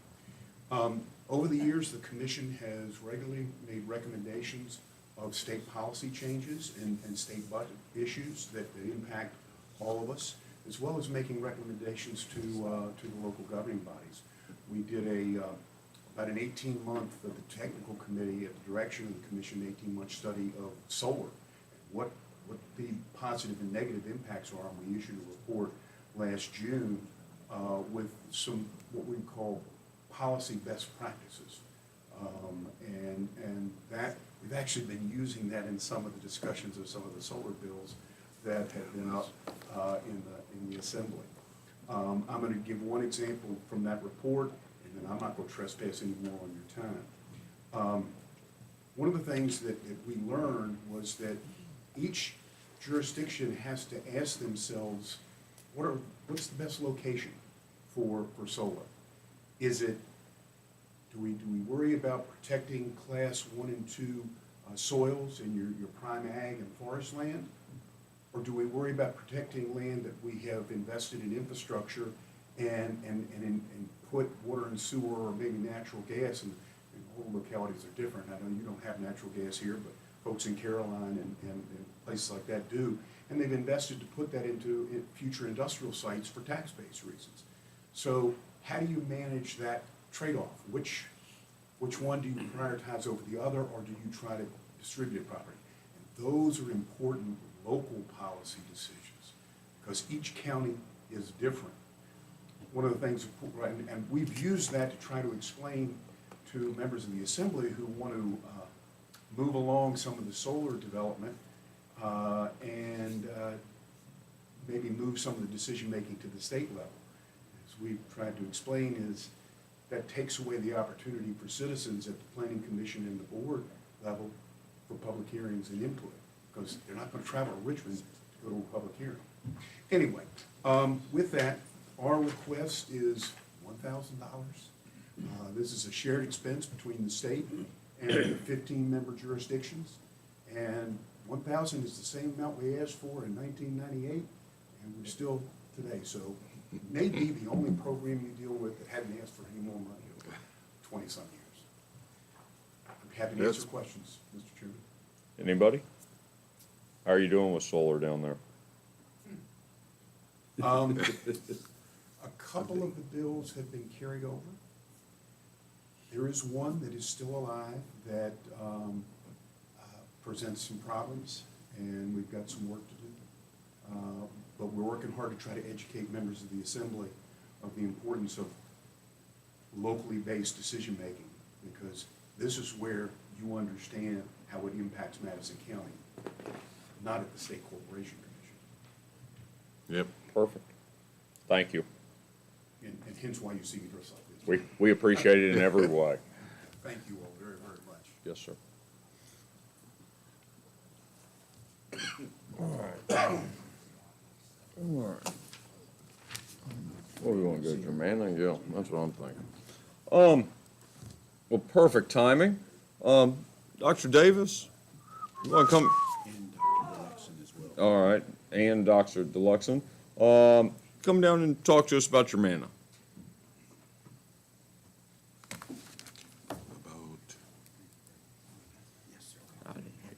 Afternoon, yes, ma'am.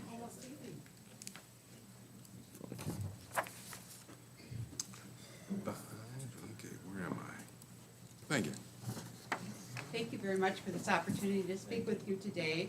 We're distributing to you kind of a snapshot of what's happening right now in Madison County with Germanna. We appreciate the support you've given us in the past and come in front of you again to ask for continued support. Actually, we'd like about $5 million, but if you can't do that, I understand, I respect that, but it would be helpful if you consider our request.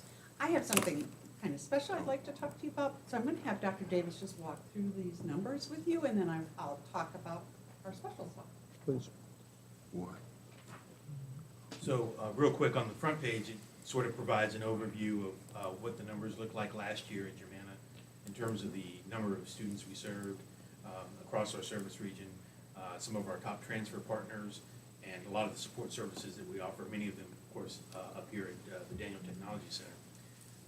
And on the back gives you some stats about Madison County in particular, looking sort of historically over about a 5-year time period in terms of the number of students, the dual enrollment, and I just discovered an error. No, I didn't. Sorry, that is correct. I don't have my readers on. That's why I'm having trouble. But you can sort of see over time what Madison County students from Madison County have been doing and where they've been enrolling, who they are, that kind of thing. We have continued to gain a little bit of market share from Madison County. I know historically there were a number of students, particularly from Southern Madison, that went down to Piedmont, and there still are, but we've sort of reclaimed our rightful share for dominance of the county in terms of higher education opportunities. So we're real excited, and we've got a lot of things in store. Again, thank you. As you see on the note above, and our budget request is for $54,000, and we're planning to use that for the career coach. We have a full-time career coach at Madison High School that helps all students transfer on to post-secondary education or go into the military, not just go to Germanna, but also just continue with their education or their careers or to the military.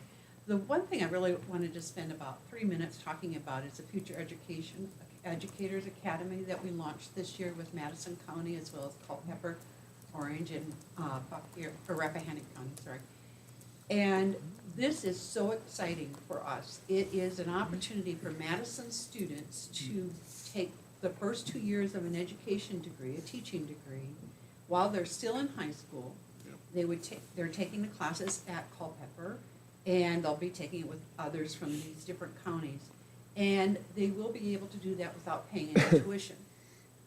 And the promise that they have to make, or we hope they make, is that they will come back to the rural districts like Madison, Orange, Culpeper, and Rappahannock to teach for 2 years after completing their teaching degree.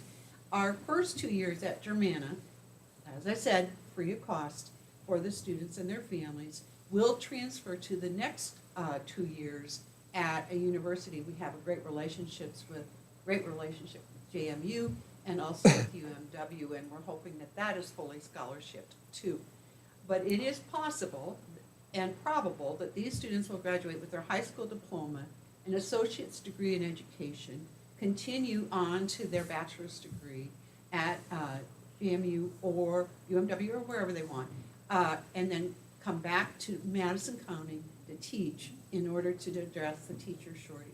We are terribly excited about this. We are the first lab school in outside Richmond that's been approved, and it's really directed to growing our own and our rural school divisions that we serve. I don't know if you have any questions specifically about that, but that is something we are thrilled to be able to offer to Madison County. I'm very proud of it. That concludes our How many people do you have enrolled in that program? We're starting this fall, so if you know anyone who's a junior or senior in high school, they should talk to their counselor and we'll hook them up. It's not too late. Already, we have about 20 applications, but we can take more. And what's very exciting is they could come back and be a teacher in our school in Madison County by the time they're 21 years old. And I come from a rural background. My mother was a rural teacher. It's hard to attract teachers to rural areas. So you really have to grow them from the people who live here and love living in a rural area to begin with. And that's really the strategy behind it. Mr. Chairman, I've got a few questions. Please. Yes, ma'am. Just out of curiosity, these free classes, are they predominantly dual credit or dual enrollment? They are. They count both for high school credit and college credit, but they're free to the students. Okay, but how many of them are taught by Germanna faculty versus high school teachers who qualify as adjuncts?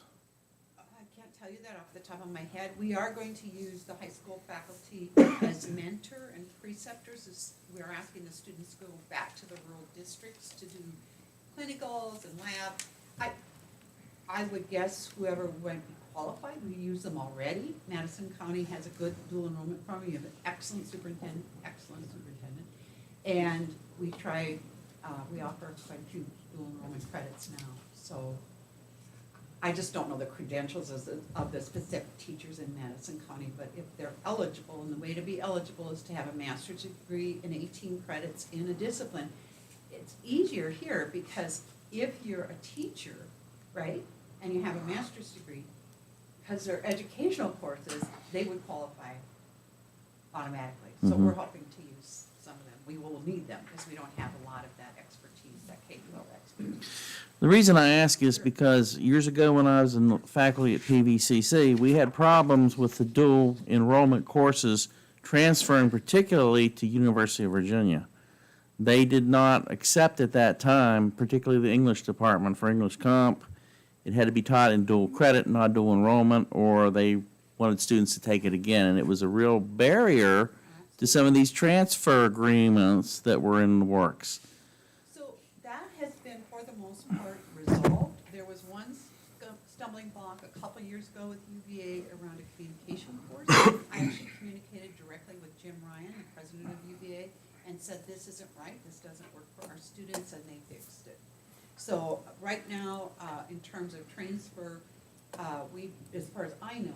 Yeah, a lot of those articulation agreements and things have been streamlined over the last probably 5 or 6 years.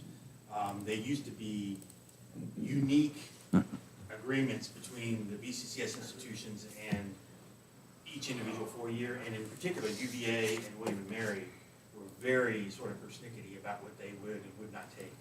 But a lot of that's been rectified and streamlined since. Okay. Second question area I have is that your certificate and 2-year CTE degrees like the IST Associate Applied Science, what's the demand for those graduates? Has it been increasing? Is it decreasing? Well, increasing beyond belief. I think there's less demand on the western side of our territory than the eastern side with Stafford. But what's happening, as you well know, is that Amazon is coming to our communities, and eventually they will employ IST people. Right now, we are starting actually a train-the-trainer course for fiber optics persons, and we will be training folks on that within the next 3 months. And that's very exciting because as Amazon, and you know they're coming to Louisa, and also to Culpeper, I believe, or not Amazon necessarily, but an Amazon-like thing. What they need first and foremost is people to build, so they need a lot of construction trades, electricians, etc. And so that's what we will do first, and then IST demand is through the roof, but it will depend a little bit on location, although a lot of the computer courses now, or computer companies allow you to work remotely, and that is helpful if you're in a rural area. So the demand is huge, continues to be huge. Okay, I just remember one of the challenges for our associate degree students is that many of them were not as successful as the program sold because there was a focus on to move up, particularly into managerial roles. They wanted 4-year degrees. And, we started putting the emphasis before I left there to smooth transitions into computer science programs, CIS programs. Yeah, I'll give you a couple examples. I don't know if your son is still into IT or, no, he's gonna be a college president. Yeah. Not a great job, I'll tell you. No. But, so what's happening is because the demand is so large for people who have computer skills, they will hire our people they don't even have to have an associate's degree sometimes, just the certification. I talked to a student this morning, he's getting his certification in one of the CompTIA, it's a certifying body, and he's planning to go to work, and then the company will pay for the bachelor's degree, and that's just the demand right now. Okay. Thank you. Didn't mean to pick, but I'm just curious as to what's No, going I on. appreciate that. And you know this, workforce, housing, childcare, all those are huge issues for our community, Mhm. and we're doing the best we can to really work on the workforce side of it. I also want to just take a moment to thank you for appointing Sarah Berry to our college board. She is a great representative for Madison County and rural areas in general, and she's a great leader and a friend of the college, so thank you for that. Thank you. I got one quick question, which I don't know. What's the difference between a guidance counselor and a career coach?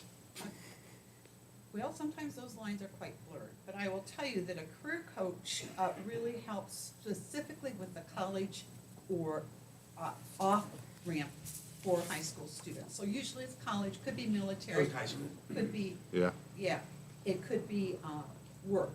A counselor, and you know our counseling ratio is pretty high, really is freed up then to work on mental health issues, family issues, homelessness, all of the issues that really are happening in high schools right now across the country and even Madison. So the beauty of a career coach is it frees up counselors who have training in psychology to do their jobs. Not all of our career coaches have training in psychology. Many of them don't have a master's degree, and you need to have a counselor. So our people help with the paperwork. If you want to go to UVA or PVCC, we help the student get there through their application process. A counselor will work more on some of the mental health issues. Okay, thanks. Yeah. Thank you. Thank you. Yes. Thank you. All right.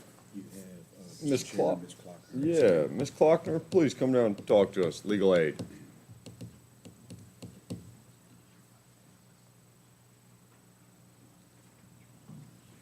Sorry, you didn't ask the second part of that question. What was that? Are all guidance counselors, do they have classes in counseling? Oh, I don't know. I don't know. I don't know the answer to this, Joe. Ms. Clockner, welcome. Thank you. I'm grateful for the timing. I thought I would be early, but I'm glad I just slided right in here. So thank you for having me. Really appreciate the opportunity to come here. I am asking you again to have funding for our organization. One thing I want you to be aware of is we have been serving your community since 1980.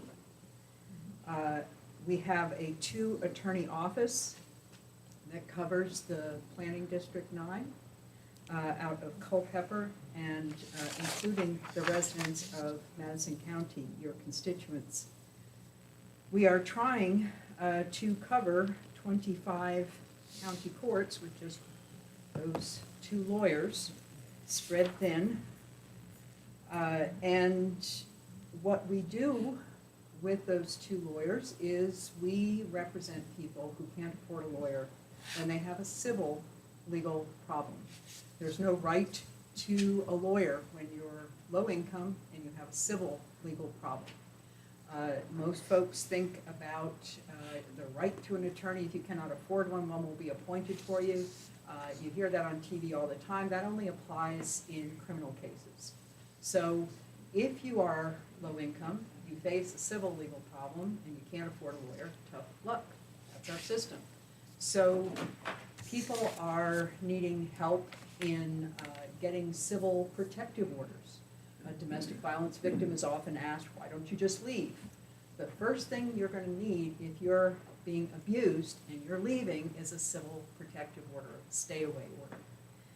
That is considered to be civil, not criminal, so you show up at the courthouse and your abuser, who may have the money for an attorney, shows up represented. Will anyone be there to level the legal playing field for that victim? Never.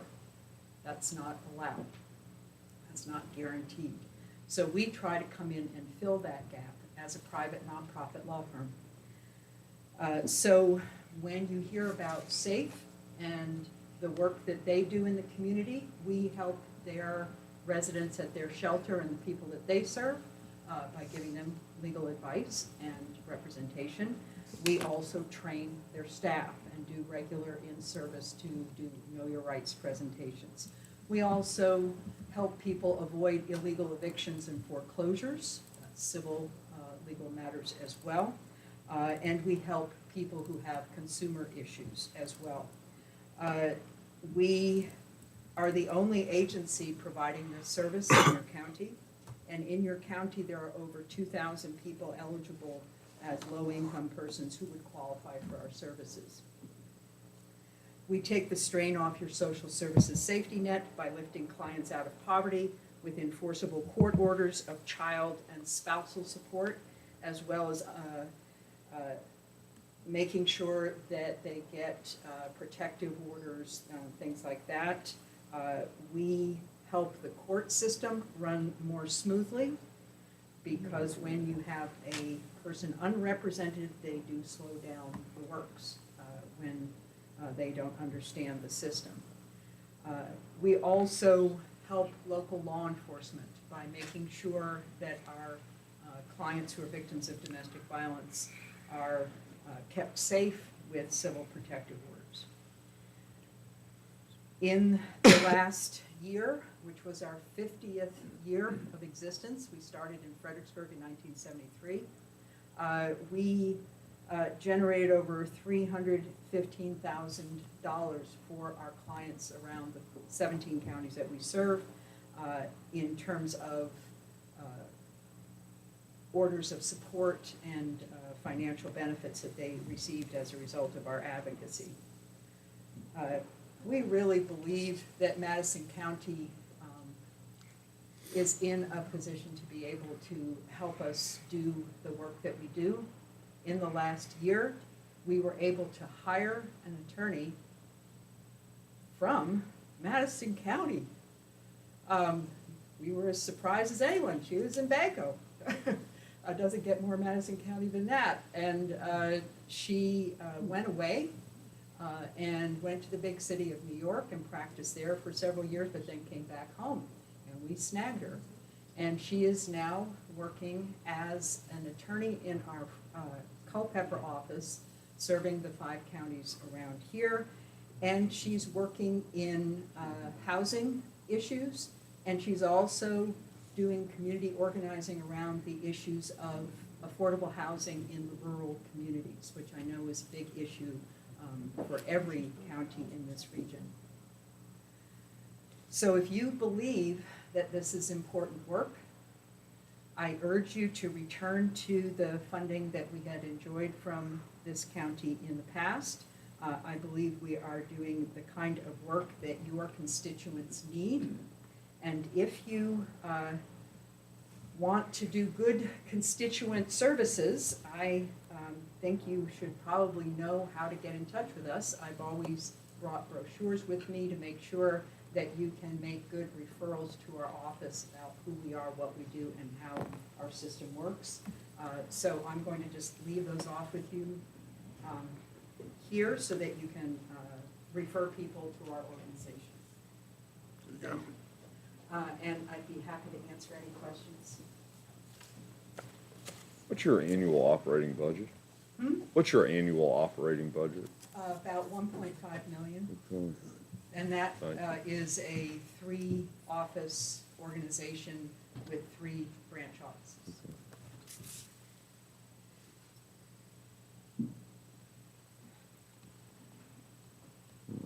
Other questions? Well, I mean, I was looking at the 990, so Yeah. last year was 1,000,008, almost 1,000,009. Yeah, 1,000,001 in salaries, that's for 2 attorneys? No, sir. Okay, what That's is our the entire staff? organization. We have 23 staff. and Oh, we have, 23, just 2 attorneys and, 2 attorneys here in the Culpeper office. oh, I see, okay. We Sorry, have 2 attorneys in our Tappahannock office, and we have 3.8 attorneys in our Fredericksburg office. Yeah. So do y'all do any fee for service or every? No, sir. None It's at all? all based on, if you are low income, all of our services are free of charge. Okay, And our salaries, when I started 11 years ago, the starting salary for a new attorney was $48,000 a year. That needed to be raised in order for us to be fairly competitive with other legal aid organizations or public defenders. We'll never compete with the big boys down in Richmond, that's not what we do. But we try to be competitive with the local Commonwealth's attorneys, the local Assistant Attorney General's offices, and the public defenders. Those are the folks whose salaries we try to be competitive with. So our starting salary for a brand-new lawyer straight out of law school is $69,000 now, which I consider to be modest, especially when they come out with 6-figure debt, student debt. But they usually are here not because of the money, but because of the mission. And so we are able to offer them a mission-driven work. But our salaries are not princely, I would say.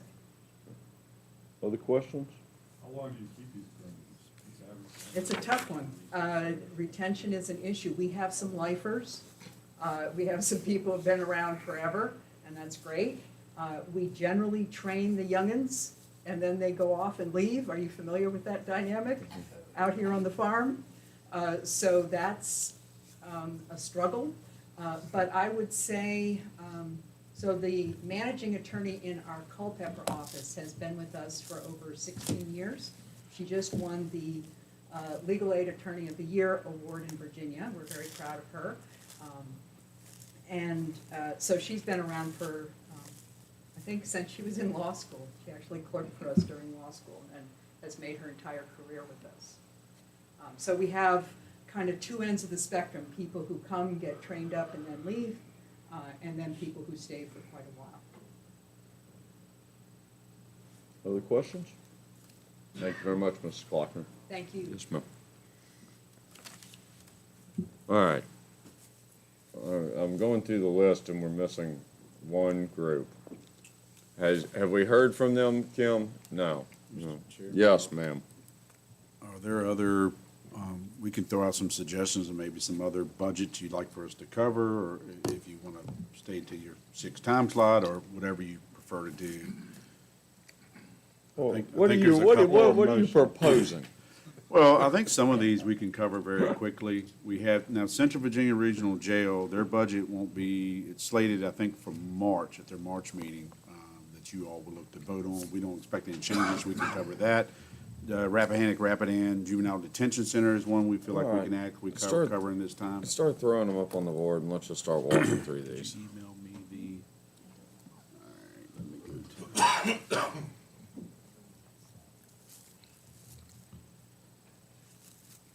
And what we'll do is we'll go back and load these into the packet, just. Yeah. All right, just picking it up. I can go to OneDrive. Are they on the OneDrive? They are. They're All right, who we, next week's. all right, who are we starting with? If you go to next week's. This is audit report. All right, let me go to OneDrive and we'll do it that way. Let's see. And it's under other. All right. Go to Kim's. go So to you want to do Central Virginia Regional Jail first? Sure. Central Virginia Regional Jail. And that was in next week's, you said? Yes, next week's. And then if you go to other, and then go to that folder. Perfect, thank you. I don't know, that doesn't say that there's not an increase. Yeah, you're gonna like this. This It's isn't- an increase overall.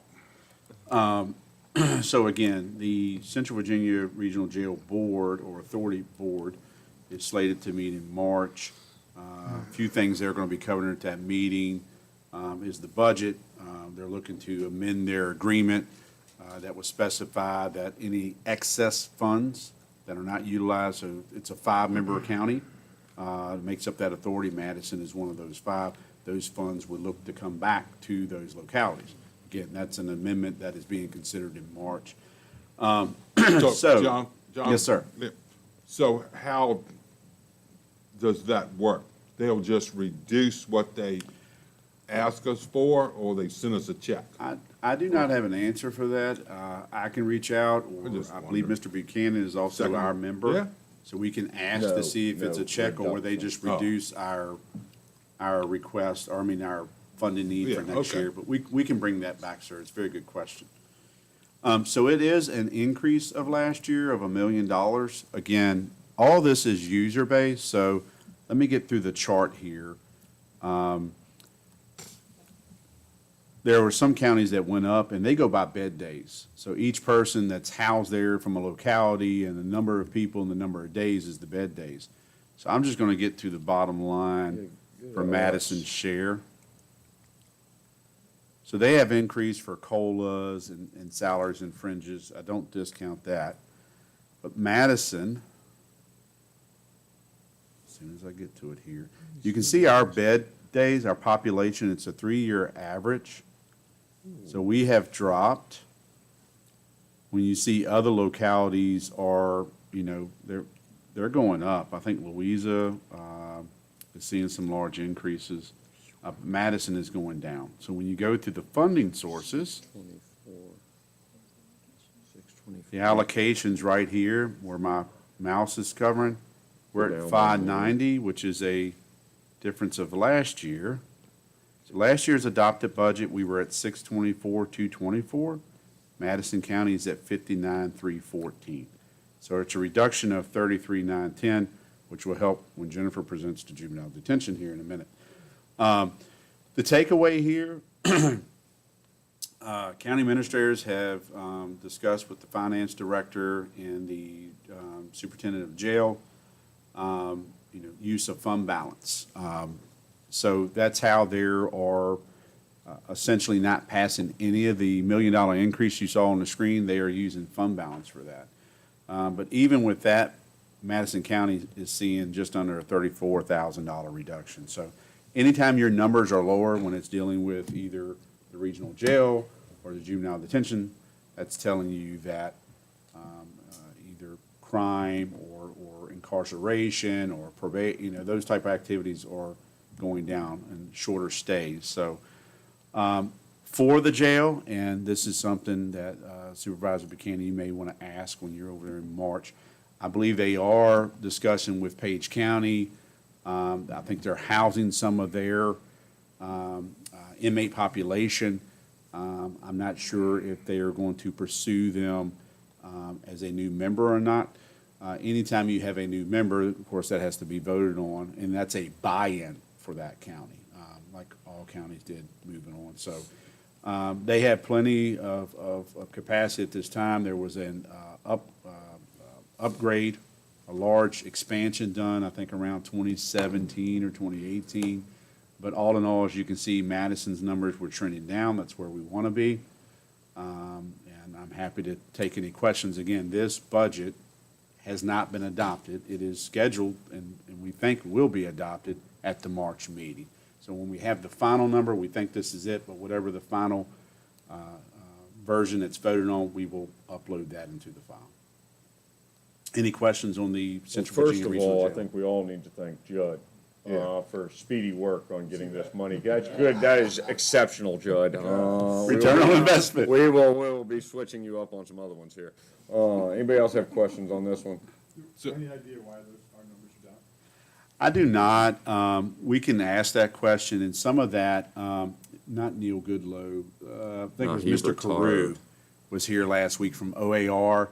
He has a lot of those statistics, so I can reach out to Mr. Carew as well as maybe the superintendent of the jail to see why. But definitely OAR may be able to shed light on that. He might. He's a member.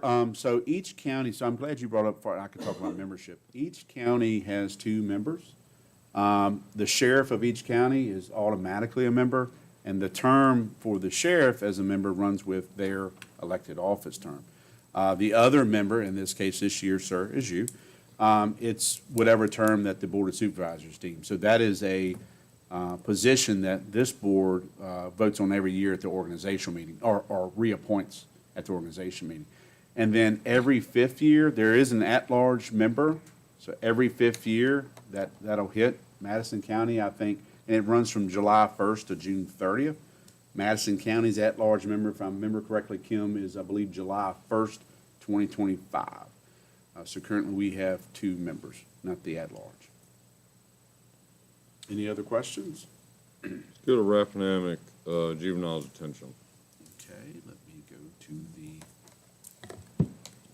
And just go to page 3 when you get over. page 3. So we're going to pull up the actual budget. Their budget increased quite a bit. It's a $9.5 million budget this year, and a lot of their increase was due to salaries, trying to be competitive on salaries. And I think that was the bulk of their, correct me if I'm wrong, their increase. And they do have a block, DJJ block grant as a part of that, of their revenue source, and they're also using some fund balance. Now, on the locality revenues, I think it's 7 of us, is it 7 to 1, 2, 3, 4, 5, 6, 7 different counties, and it's a $6.8 million locality revenue. And based on 3 years usage, past usage, same, they use the bed days. And with Madison, the increase went from, it's a $15,000 increase over last year. So we're $246,767 is this year's appropriation or contribution towards the locality revenues, and last year was $15,000 less than that. And again, it's not really based, we don't have higher usage, it's just their budget increased quite a bit. Our usage is pretty consistent, has been pretty consistent over the last 2 years, the average usage at the 3.637%. And that budget, the board, and I'm on that, Jennifer's Finance Committee, and so thankful she's there. And then I'm on the other part that votes. So we did vote on this budget. There's been questions floated out in the past, why is Madison at this juvenile detention maybe considering Charlottesville or Albemarle County? And decisions like this, when you become a member, whether it's an authority or what have you, they've been generally made a while back, but we have looked at that. I think we get good service, so I want to start there. But there are things in their bylaws, if you wanted to get out, there's a cost to that. Obviously, if you were to look at other localities such as Albemarle to join, just like the jail, if you want to join, you got to buy in. What I'm seeing that they're dealing with, if you ever want to go to this facility, let me know. We can carpool together for their next meeting, or just take a site visit. Superintendent Carla White is great, long tenured person. They are located on the same road and within sight distance of their actual jail. So let's think corrections. You have this side, it's kind of like, if you remember Head Start in the schools, being at the back of the school, they can go into the primary school making more. So they're having competition. Yes, they are in that corridor. The facility is located in Stafford County, right off 95. So they're in that territory of trying to compete. Also, the way that I don't want to say this, a correction officer in the jail can handle adults differently than a officer in the detention center can interact with juveniles. And there's a lot of, I guess you can say, I'll just call it what it is, a lot of physical and sometimes violence towards these officers. They had one this last year. I think they were about 60. They were injured. They're not coming back. So you kind of have that cycle of what's the benefit of being that officer, what's the pay, do you weigh that out. They have frozen some positions in the past to try to flatline their budget. But overall, the increase is looking at COLA and some increases trying to be competitive. And I have a couple stats. Last year, we had 10 children, a total of 191 bed days, and our actual usage last year was 2.39%.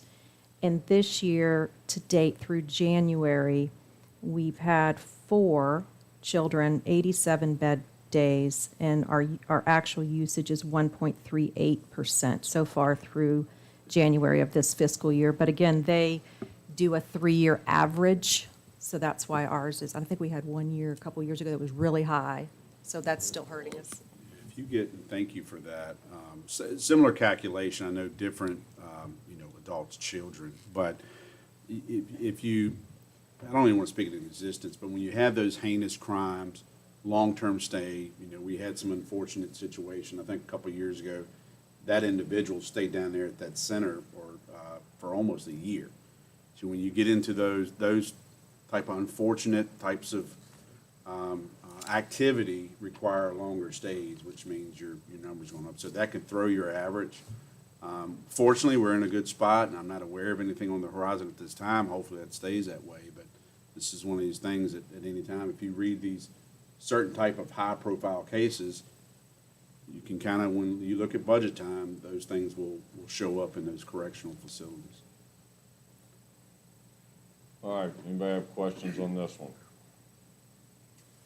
All right, let's move on. What are we gonna do next week? No, I have the calendar, yeah. Is the schools coming to us next week? Oh, Can you exciting. bring that up, or it's in the OneDrive, I'll go back to it. I've got your list up. Well, I It's need like- to bring it up real quick, so I'm looking at it with you. I mean. Everything's loaded for next week already. Yeah, I mean, let's talk, well, let's do finance. Finance shouldn't be a hard one. No, it's not. So you Let's can do pull that up my one. budget. Let's Sure. Start with your audit consulting and valuations. So we'll pull that one up first. That one, yes. So on that one, the only increase was on the valuation services, and that is contractual. It's like every 2 years we have, I think we have to do an extra valuation.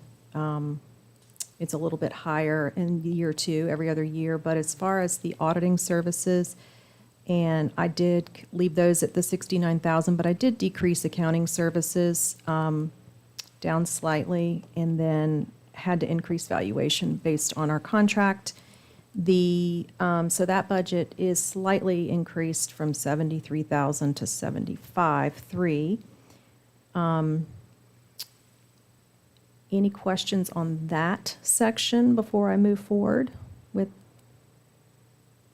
Anybody? Let's go to the next one. Okay. This one, the only increase I have in here, I did a placeholder, salaries and wages full-time are current salaries for all of the finance team, except I have added a $15,000 suggested increase based on promotion that we may have in our department next year.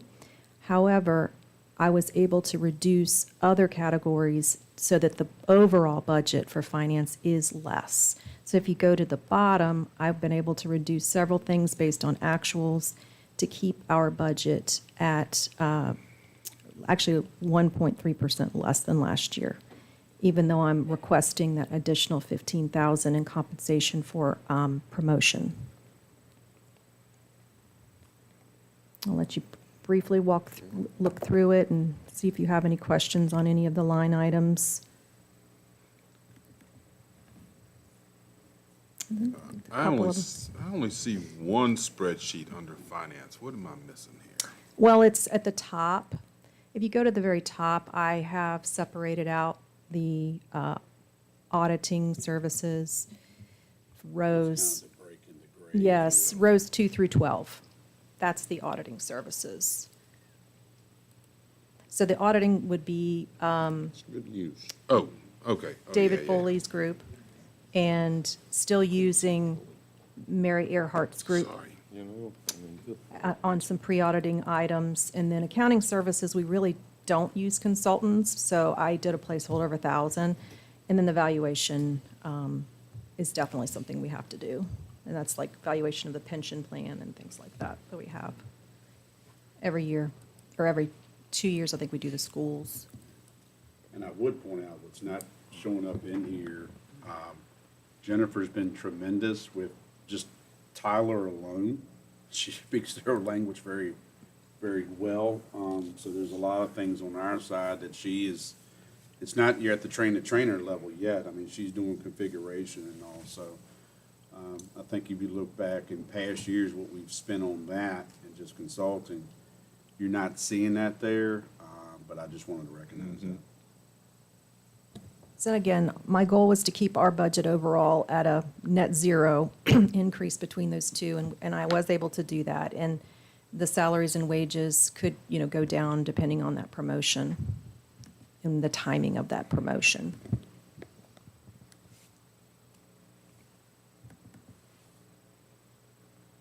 All right, everybody good on this one? Mm-hmm. There you go. All right, let's knock off a handful more, and then I'm gonna criticize Jonathan and Brian a lot.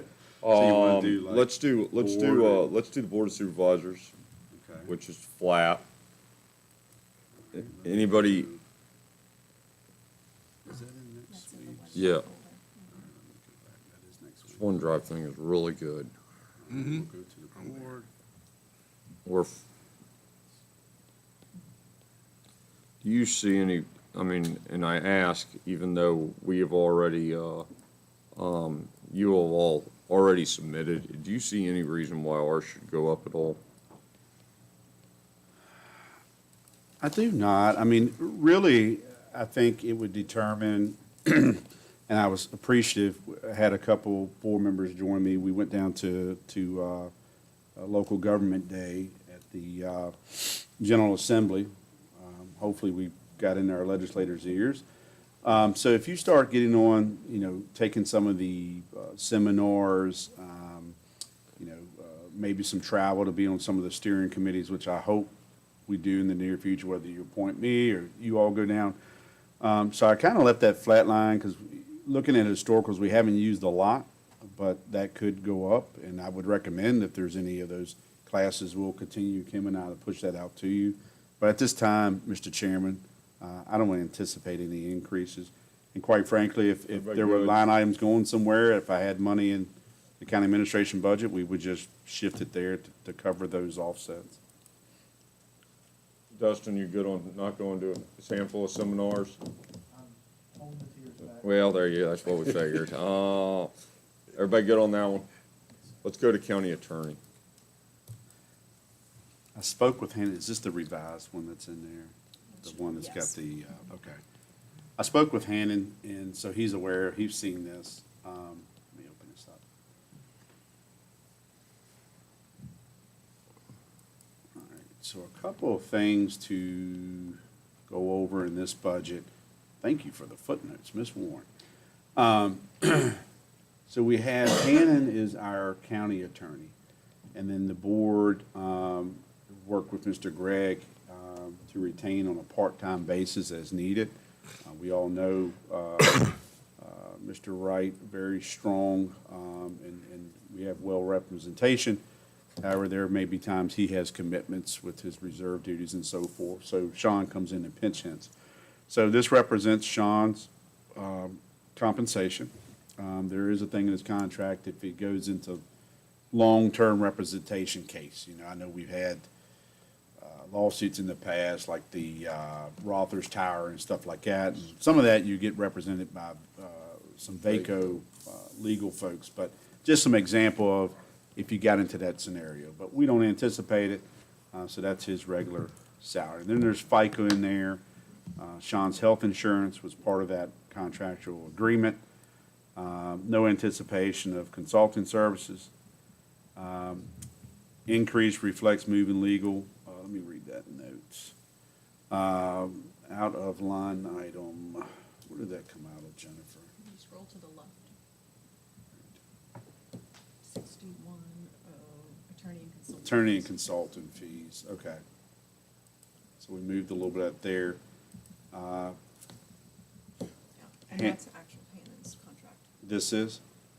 That All right. represents just Hannon. Oh, yeah, because we had that extra monies for those outside services in there. Okay, so this is Hannon's actual salary. And then Jennifer's provides that on a monthly basis. Glad we got that extra dollar in there. Books and subscriptions, slight increase there. They are part of listserv and other kind of repositories for legal information. And then Hannon did ask for new budget line items, and it makes sense. Currently, there were no lodging and meals or seminars and tuitions. I don't think he's asking for a lot to break the bank, but that is $500 each for a total of $1,000. So overall, the budget did go up from last year 1.7%. So it's moving from 126,420 to 128,627. And just to note, the reason why Hannon is not up in salaries and wages is because we do not pay him directly. We pay the law firm, the $66, $67 per month that he's with. And Hannon is a contract employee like myself. We're at pleasure of the board. You determine increases or contract, any of that stuff. So this is current, unless you all tell me otherwise. That contract, it's Really, basically I made a salaries in there. mistake. We really missed out on an opportunity to gouge Hannon a whole bunch without him here. Everybody remember the next time you see him. Anybody got any sweat with this one? So, but I do have a question. Please. I mean, for the longer term, what are we looking at doing? I mean, and I'm not being critical of Sean by any means, but I mean, his health insurance just jumped up. Yeah, like crazy. And so, I mean, how long is he gonna do this? How long are we gonna retain him? When he is no longer retained, what are we going to do to fill in the gaps when Hannon's away? I'm just, I don't know whether we had That's, that conversation. no, that's, if you don't mind, I think the best way to handle this, is we've been doing these pre-meetings, before board meetings. Let us go through that, and we'll talk to Hannon and Sean both and kind of go through it. I agree with you, we all see that very large increase. I think it's one of those things that we just gotta kind of plan out. Hannon isn't gonna be with us. What month's he not gonna be with us? The end of March through the beginning, first week of April. So Sean is queued up at that point. I do think the question is exceedingly relevant. We probably, let's talk to Hannon and see what kind of commitments he has, and then we can kind of go from there and talk all about it. Just real quick, so doesn't Hannon, he's coming from the law firm then, so is there another attorney there who fills that money? He has, but I'm not sure if they have that arrangement. So it's a very good question that you're asking, a very good question that Mr. Jewett's asking. That would be something that we would want to talk to Hannon. Let us talk to Hannon, we'll get answers on this. Well, I it think sounds that's- like there's an attorney in Bangkok. Yeah, that's very affordable. Oops. Dang it. Let's talk on that one. We'll get an answer to that. I think it's a really good comment, and also it's something that we do need to look at as a longer-term plan and figure out solutions, and maybe the judge comment plays into that to some effect. I do think that this is a little more of an irregular type of situation, where, like, Madison County needs an attorney that we know, and they can represent us to some effect on kind of a, I hate to say it like this, but on a personal level. We deal with our constituents right here. It's a little different beast, and Hannon, Sean, or Shaq certainly set us up in the right direction. Sean continued that, and it looks to me like Hannon's doing just an exceptional job with it. So, all right, let's go to another one real quick. We're gonna knock out two more of these if y'all don't mind. Let's go, hold on, let me find my list here. Apologize. I lost There's the it. Oh, here we go. Madison. What about, let's do, how long are you gonna take, Jonathan? 20 or 30 minutes? I don't plan on taking that long, but I know there's increases, so I would imagine it's going to take a Do you little wanna, bit. do you wanna but we can leave cover it. Jonathan swinging in the wind till next week and hit Madison combined so we can courts? review that. Yeah, we're gonna review and critique. You want to hit it real quick? And then we can. What about, how long is it gonna take to do Madison combined That's court? easy. Let's do that one right now, and then we'll Madison finish out with Court harassing you, Services. Jonathan. So this is from Wendy, the court services, or Madison Combined Courts. That's the JDR. JDR. So this is a reduction slightly, and it's based on, the only thing I changed from her request, if you scroll down, is the leased office equipment. And that's based on actuals that I was able to get out of our contract. So she typically was just putting in a number, and I've put the actual lease contract in there. So that's a 28% decrease there. So every other category is static from previous years, and it went down 15% based on that. From 10,550 to 8921. So juvenile court services, so where does that originate? What is that exactly? So the juvenile and domestic court. Yeah. So if you think the courthouse up there, you have circuit court, and then Downstairs. below is where a lot of the family type of dispute cases come through. I'm not sure, I Yeah. don't think you were asking location, my apologies. No, I mean, I know about juvenile court, just what the court service, Wendy Gallahue. So they have a separate, from Lita and them upstairs, they have a separate person that handles their docket and all that? Yeah, Is that- so Wendy also has a, I guess they call them deputy clerk, I believe, position in her office. So Her office is downstairs Yes, in the sir. courthouse too? Yes, and then off of that, I know we saw Miss Lewis the other day, but probation is kind of right in that same area. They are in the basement. It's primarily, I'll say family court, but it's juvenile and domestic relations. And where does their labor show up? They are state, so it's a little bit different. So it looks like we're just giving them kind of office support functions, which is good. And a leased office machine. Yeah? I mean, we go through, like last year, when I looked at the upstairs furniture that looked like a Greyhound station. I immediately went downstairs and I said, oh, well, Wendy, I mean, I appreciate you not asking, but let's take care of this. So it's basically that type of furniture or office equipment, kind of support stuff. I see. Okay. I don't remember that one from last year at all. I don't think I've ever been in a Greyhound I don't think station. we presented, It would look like that. I don't. honestly don't think we presented this last year, now that I think about it, because it was just one of those that I was being new. It was static from the year before. Yeah. But I wanted to present every one of them this year, Yeah. so. We've certainly done that one before. All right, Jonathan. Anybody got anything on that one? Let's do, county administration.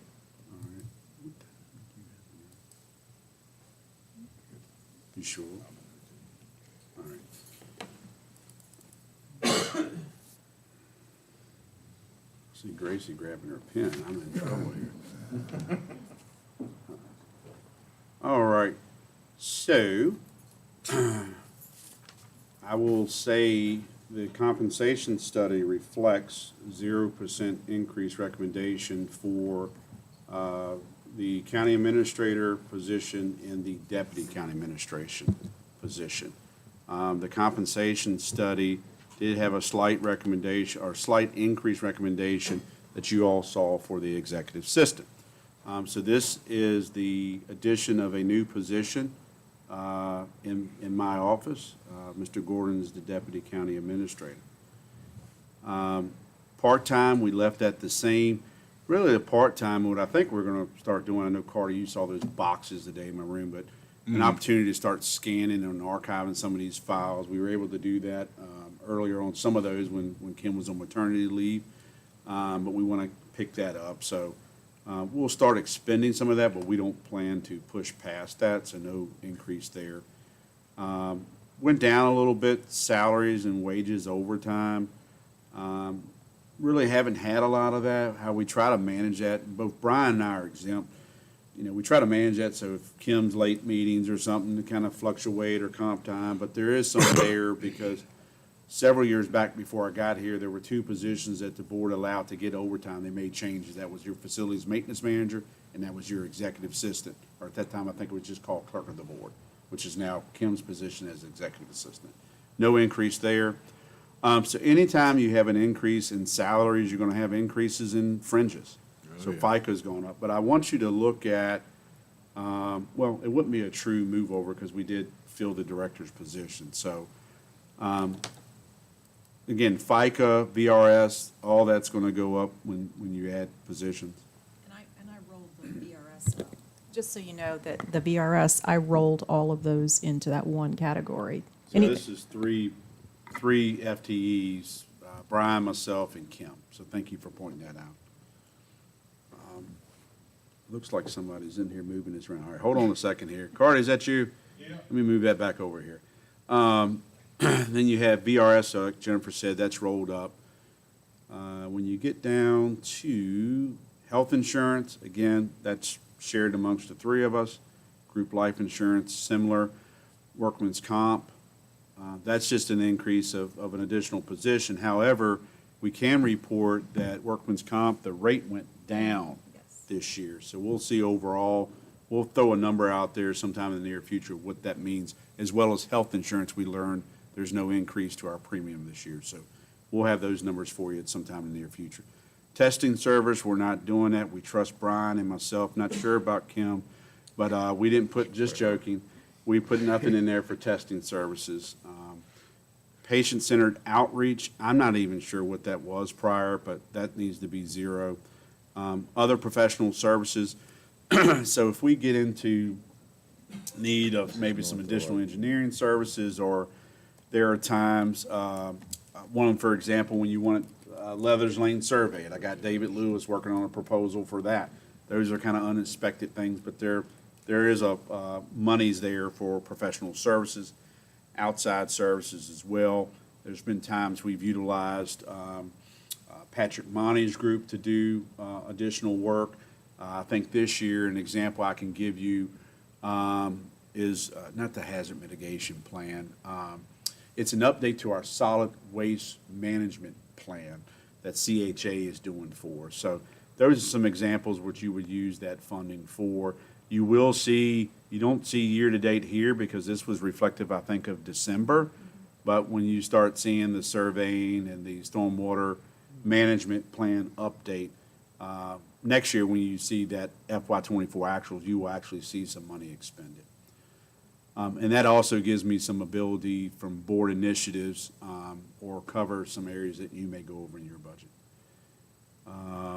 Maintenance and repairs, Brian, you want to cover this generator? If you can pass that along to Brian, please. Can you see the screen okay, Brian? Do I need it? No, I got you. Okay. All right, so this is going to be a move over from the ECC budget. It's going to cover Motorola maintenance and generator maintenance for the repeater sites.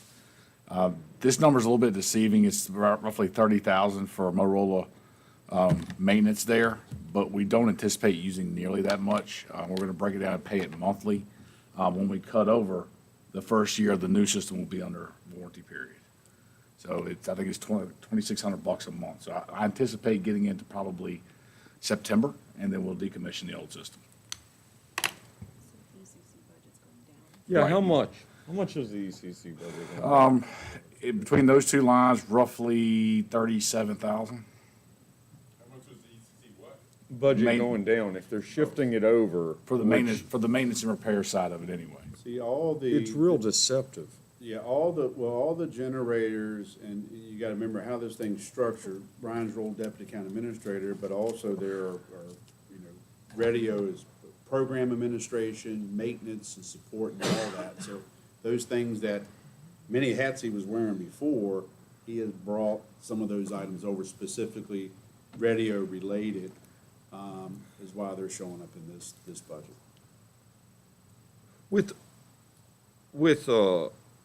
With that line item, with the covered generators and Motorola, you look for this being like an ongoing cost, don't you? The generator certainly will, and when the new system's warranty period goes away, that number will go up.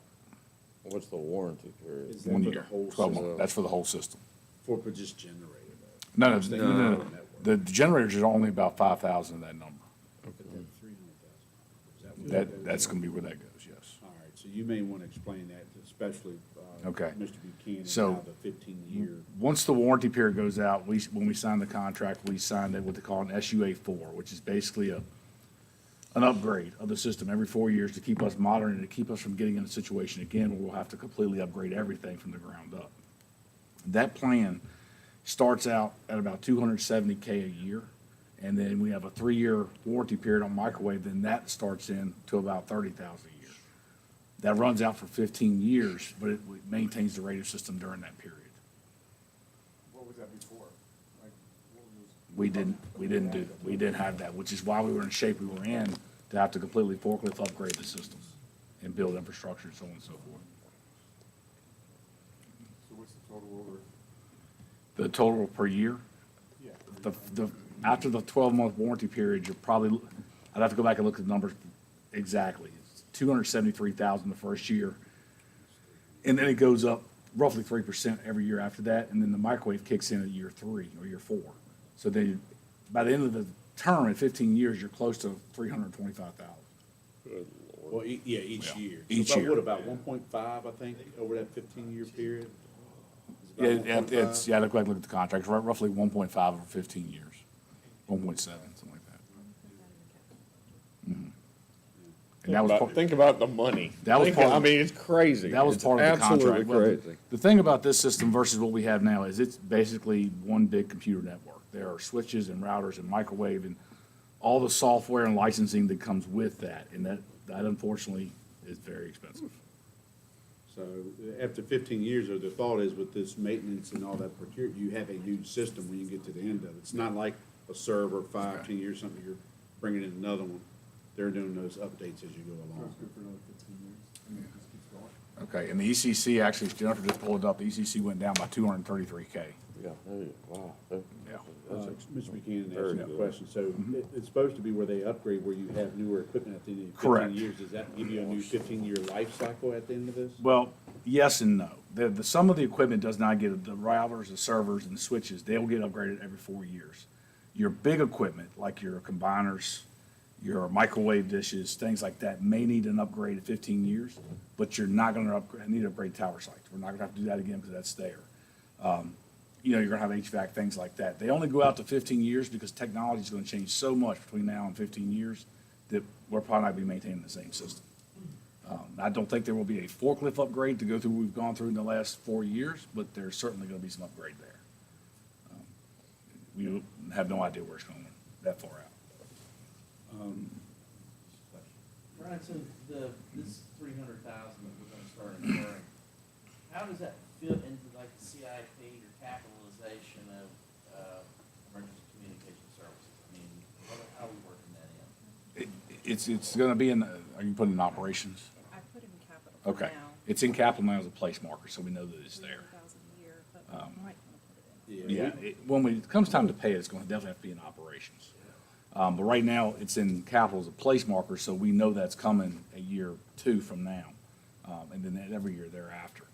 I think it's gonna save us from having to spend a bunch of money at year 10 or 12.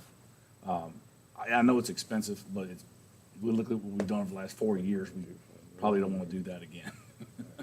No, my question Yeah. is, it's going back to like the fire department, they're putting in an annual capitalized rate for equipment replacement. Correct. So this is more or less an annualized capital Correct. rate replacement rate. And it's an insurance policy on the large chunk we just spent to put that system up.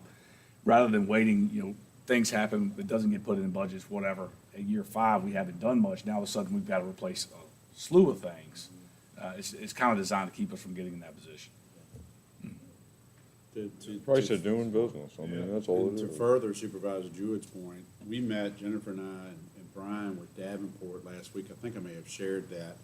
But we're not only looking at the capital and gonna be looking at, you know, does it make sense some pay-go or loans or whatnot that we'll bring to you, but it's also looking at those items that are starting to creep up. So, ongoing costs, whether it's operational, this is definitely one of them that's new. So you gotta look at your revenue stream and what are your commitments? This is a commitment, you signed a contract on it. But there are those other capital things creeped up. We look at fleet today, you guarantee 2 buses every year. You guarantee 3 or 4 deputy cars every year. And about every 5 to 7 years, you're gonna hit an ambulance. It doesn't take long to hit $1 million of new constant money, where I think when I left the board, we were at 90,000 a bus. When I first got on the board, it was 60,000 a bus. So now they're 120 apiece. Not victimizing the school, I'm just giving numbers. But these things are creeping up, but they become your new constant. And traditionally, you funded those like deputy vehicles and buses out of your fund balance reserve, not loans. You did more of that for renovation of schools and radio projects. So we're looking at both new constants, whether it's capital or operational commitments. Postal Service, if you look at the actuals we had through December, we were already at 800 some dollars. So anytime we have to go out for advertisement, it's not cheap. But we just, in postage, that's not advertisement, postage. And that has gone up. I think every time we have to do a certified letter for FOIA, it's like $8 and something. It's just crazy. Telecommunications went up a little bit. Again, adding another plan, another phone. Brian, you want to speak briefly on HyperReach? That's our alert system. Yeah, HyperReach is our community alerting system, which we used a tremendous amount this past fall. We're in the second year of a 3-year extension, so that number will stay static this year and next year. I did speak with HyperReach during the budget process, and I don't believe it's going up next year, so we should be good to go there for several terms. What does that mean, 4 different lines? What does that mean? I think that's a total between the generators, the maintenance for Motorola, and that, and then I think there was something else on there. All right, that's fine. Yeah. All right, keep going. Slight increase because we're adding another vehicle in the executive fleet as far as for insurance purposes. Office supplies, we keep that stagnant. Jennifer, I probably should tell you, I've been robbing Post-its from your office, so that's why we're keeping our office supplies 0. Fuel oil, slight increase. We have another position, another vehicle. Equipment maintenance, we kept that the same. I mean, those vehicles are, fairly in good shape, maybe an oil change or some tires here and there. Books and subscriptions, slight increase. Kim gave you a presentation on the Munico changes, so that's the main increase you see between last year to this year. I think it's a great value. It helps track your ordinance, ensures that you're up to date. The public, planning commission, all can see that. Dues, slight increase here. Looking at the actuals, was spent in FY '23 budget last year, year to date when it was in December, so a slight increase. Lease of office equipment, we pay our fair share. So you have finance, registrar, I'm assuming pays, I don't know, multiple departments that pay on the lease equipment here, which is primarily the copy machine. Rent expense, and I appreciate Brian captured this. As you can see in the notations here, that's the rent or lease for the Church Hill and Beautiful Run sites for FY '25. There are escalations, I know, in Church Hill. I can't remember for Beautiful Run, but Brian's got a wonderful spreadsheet that tracks that for the whole commitment. I think at least 30 years out or more. Have you had any, recently, have you had any cell phone people contact us? I'm not aware of any, Brian, you? Yeah. That FCC puts that on their website, and I'm sure they know about it, but it'll mark completed once it's done. And I think that's when we'll start hearing some of that, hopefully. I mean, the main carrier that knows we're there is Verizon, because we had to pay them for fiber. Mileage, we left that alone. That's more of a reimbursement type of thing. Occasionally may get into that. Lodging and meals the same. Seminars and tuitions the same. Office furniture, I've got to admit, I'm going to get a desk. I'm trying to get a desk this year. You can cut it out, that's fine. We can do tours in there. They laugh at me when my drawer and stuff's falling apart, but I did put in a little money for a desk. An executive desk? I just want a desk. If it's some type of spaceship desk, we're gonna send it back, John. Come in. It better be like a normal, regular person desk. Come in, you can see I've got some, looks like decking screws that was put in on the facade. We appreciate your resourcefulness. Yeah, God, that's great. Thank you for mentioning that. So I am so glad, because Jennifer mentioned, so if you take the 545, that's an increase there. And deduct But if you 200. deduct the 233, I mean, I can do that right now. I just won't save it, or I'll delete it. Minus You're up 12K. 233. I don't want to mess that up. I can't put the comma. No, in there. don't do that. Well, that's why she's the finance and I'm not, but let me take this out. It's like 11 and some change. So that's your increase. From this to this. Yeah. Not so bad. I like how you painted that picture. Oh, Thank you. no. Oh, I will donate screws. Building one. It's not that bad. I really don't think that's bad at all. Because we have the rent, a lot of additional things. Yeah. like the rent of Oh, the no, sites. oh, absolutely, no question. And, no. You want to wait to capital on that? What, the vehicle? The vehicle for? No, let's just do that. All right, real quickly, I know we're not in capital mode, but we are tracking at least one capital item for our department. So the vehicle Brian was in, you've all seen that before, that Ford Explorer. So Brian moved over, promoted. That vehicle went with Mr. Ferguson, the director. They have certain, I guess you could say, structure in our emergency operation plan. So that vehicle is tied to that position. What I would like to request is getting Brian a new vehicle. We've talked about, what's that? Number just went down. We saw one at JMU. Is that why it's on your mind? Pick up one of the scooters off the sidewalk, Brian. No, initially, we've looked at this, we thought about it on two different fronts. Brian has, one is deputy county administrator. He has deputy emergency management function. He also has radio technician management type of function. He needs a vehicle to go out to sites, respond, God forbid another wildfire. But I will say he's looking at a modest vehicle. He can describe it if you want. We're not looking at the Ford Ranch Crew Cab 3500 Series diesel. But do you want to describe? I think it's about 85K we got earmarked for all-in outfitting and all. So what I'm looking at is a GMC single cab or Chevrolet single cab, whichever is cheaper, the vendor I talked to. Gas motor, 2,500, if I can call that, see out the mass casualty trailer, if that ever comes up again.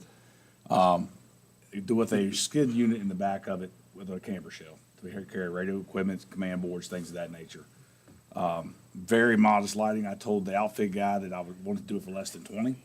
He has yet to contact me back about that, but I want to do it for around 70. The vehicles could be between 52 and 53. So if I can get it done for that, that's what I'm trying to do.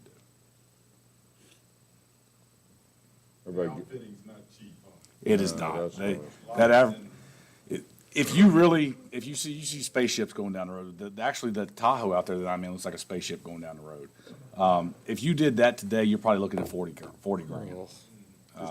Just outfitting. but are you adding this, I mean, we're adding this to the capital Yes, sir. That list, exists. and that'll When you go see the with capital, that exists. sheriff's cars and all that, yeah. I have Anybody it got all any- put together for our capital meeting. Excellent, thank you. Everybody fine? Anybody got any questions, comments? And we're gonna put that note in there. I'm glad Jennifer brought that up, that footnote of, it may be an increase, but No, deduct there's this. There's an offset. Without county administrator, we're up, and that's going through everything we've been today, all in new money, we're 154,450. And that's just new money. That's on top of what everything else is. Well, That's been requested. that's been requested. Last week Most of was that's something been like outside 130 agencies. something. But Germana, you put 50. Yeah, oh yeah, absolutely, no That's question, part of no that. Mad question. Cats, all that. Oh, everybody's on. You can put them all in. I'm taking notes. Yeah. Well, there's a handful of big deductions in there. That Central Virginia jail coming Yeah, down yeah. 33 is that's pretty great. And that's just what it is. Anybody else got See you anything? tomorrow. All right. Back to public comment.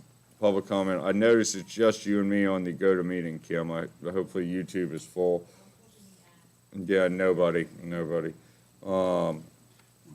No closed session. What do y'all want to do? Second. Motion made and seconded. Further discussion? Hearing none. All in favor signify by saying aye. Aye. Opposed, same sign. Thank you all. I think it's at the beginning. Yeah, here we go. This conference is no longer being recorded. So I think I would Thank you. like to, let me bring this up and talk to Clay.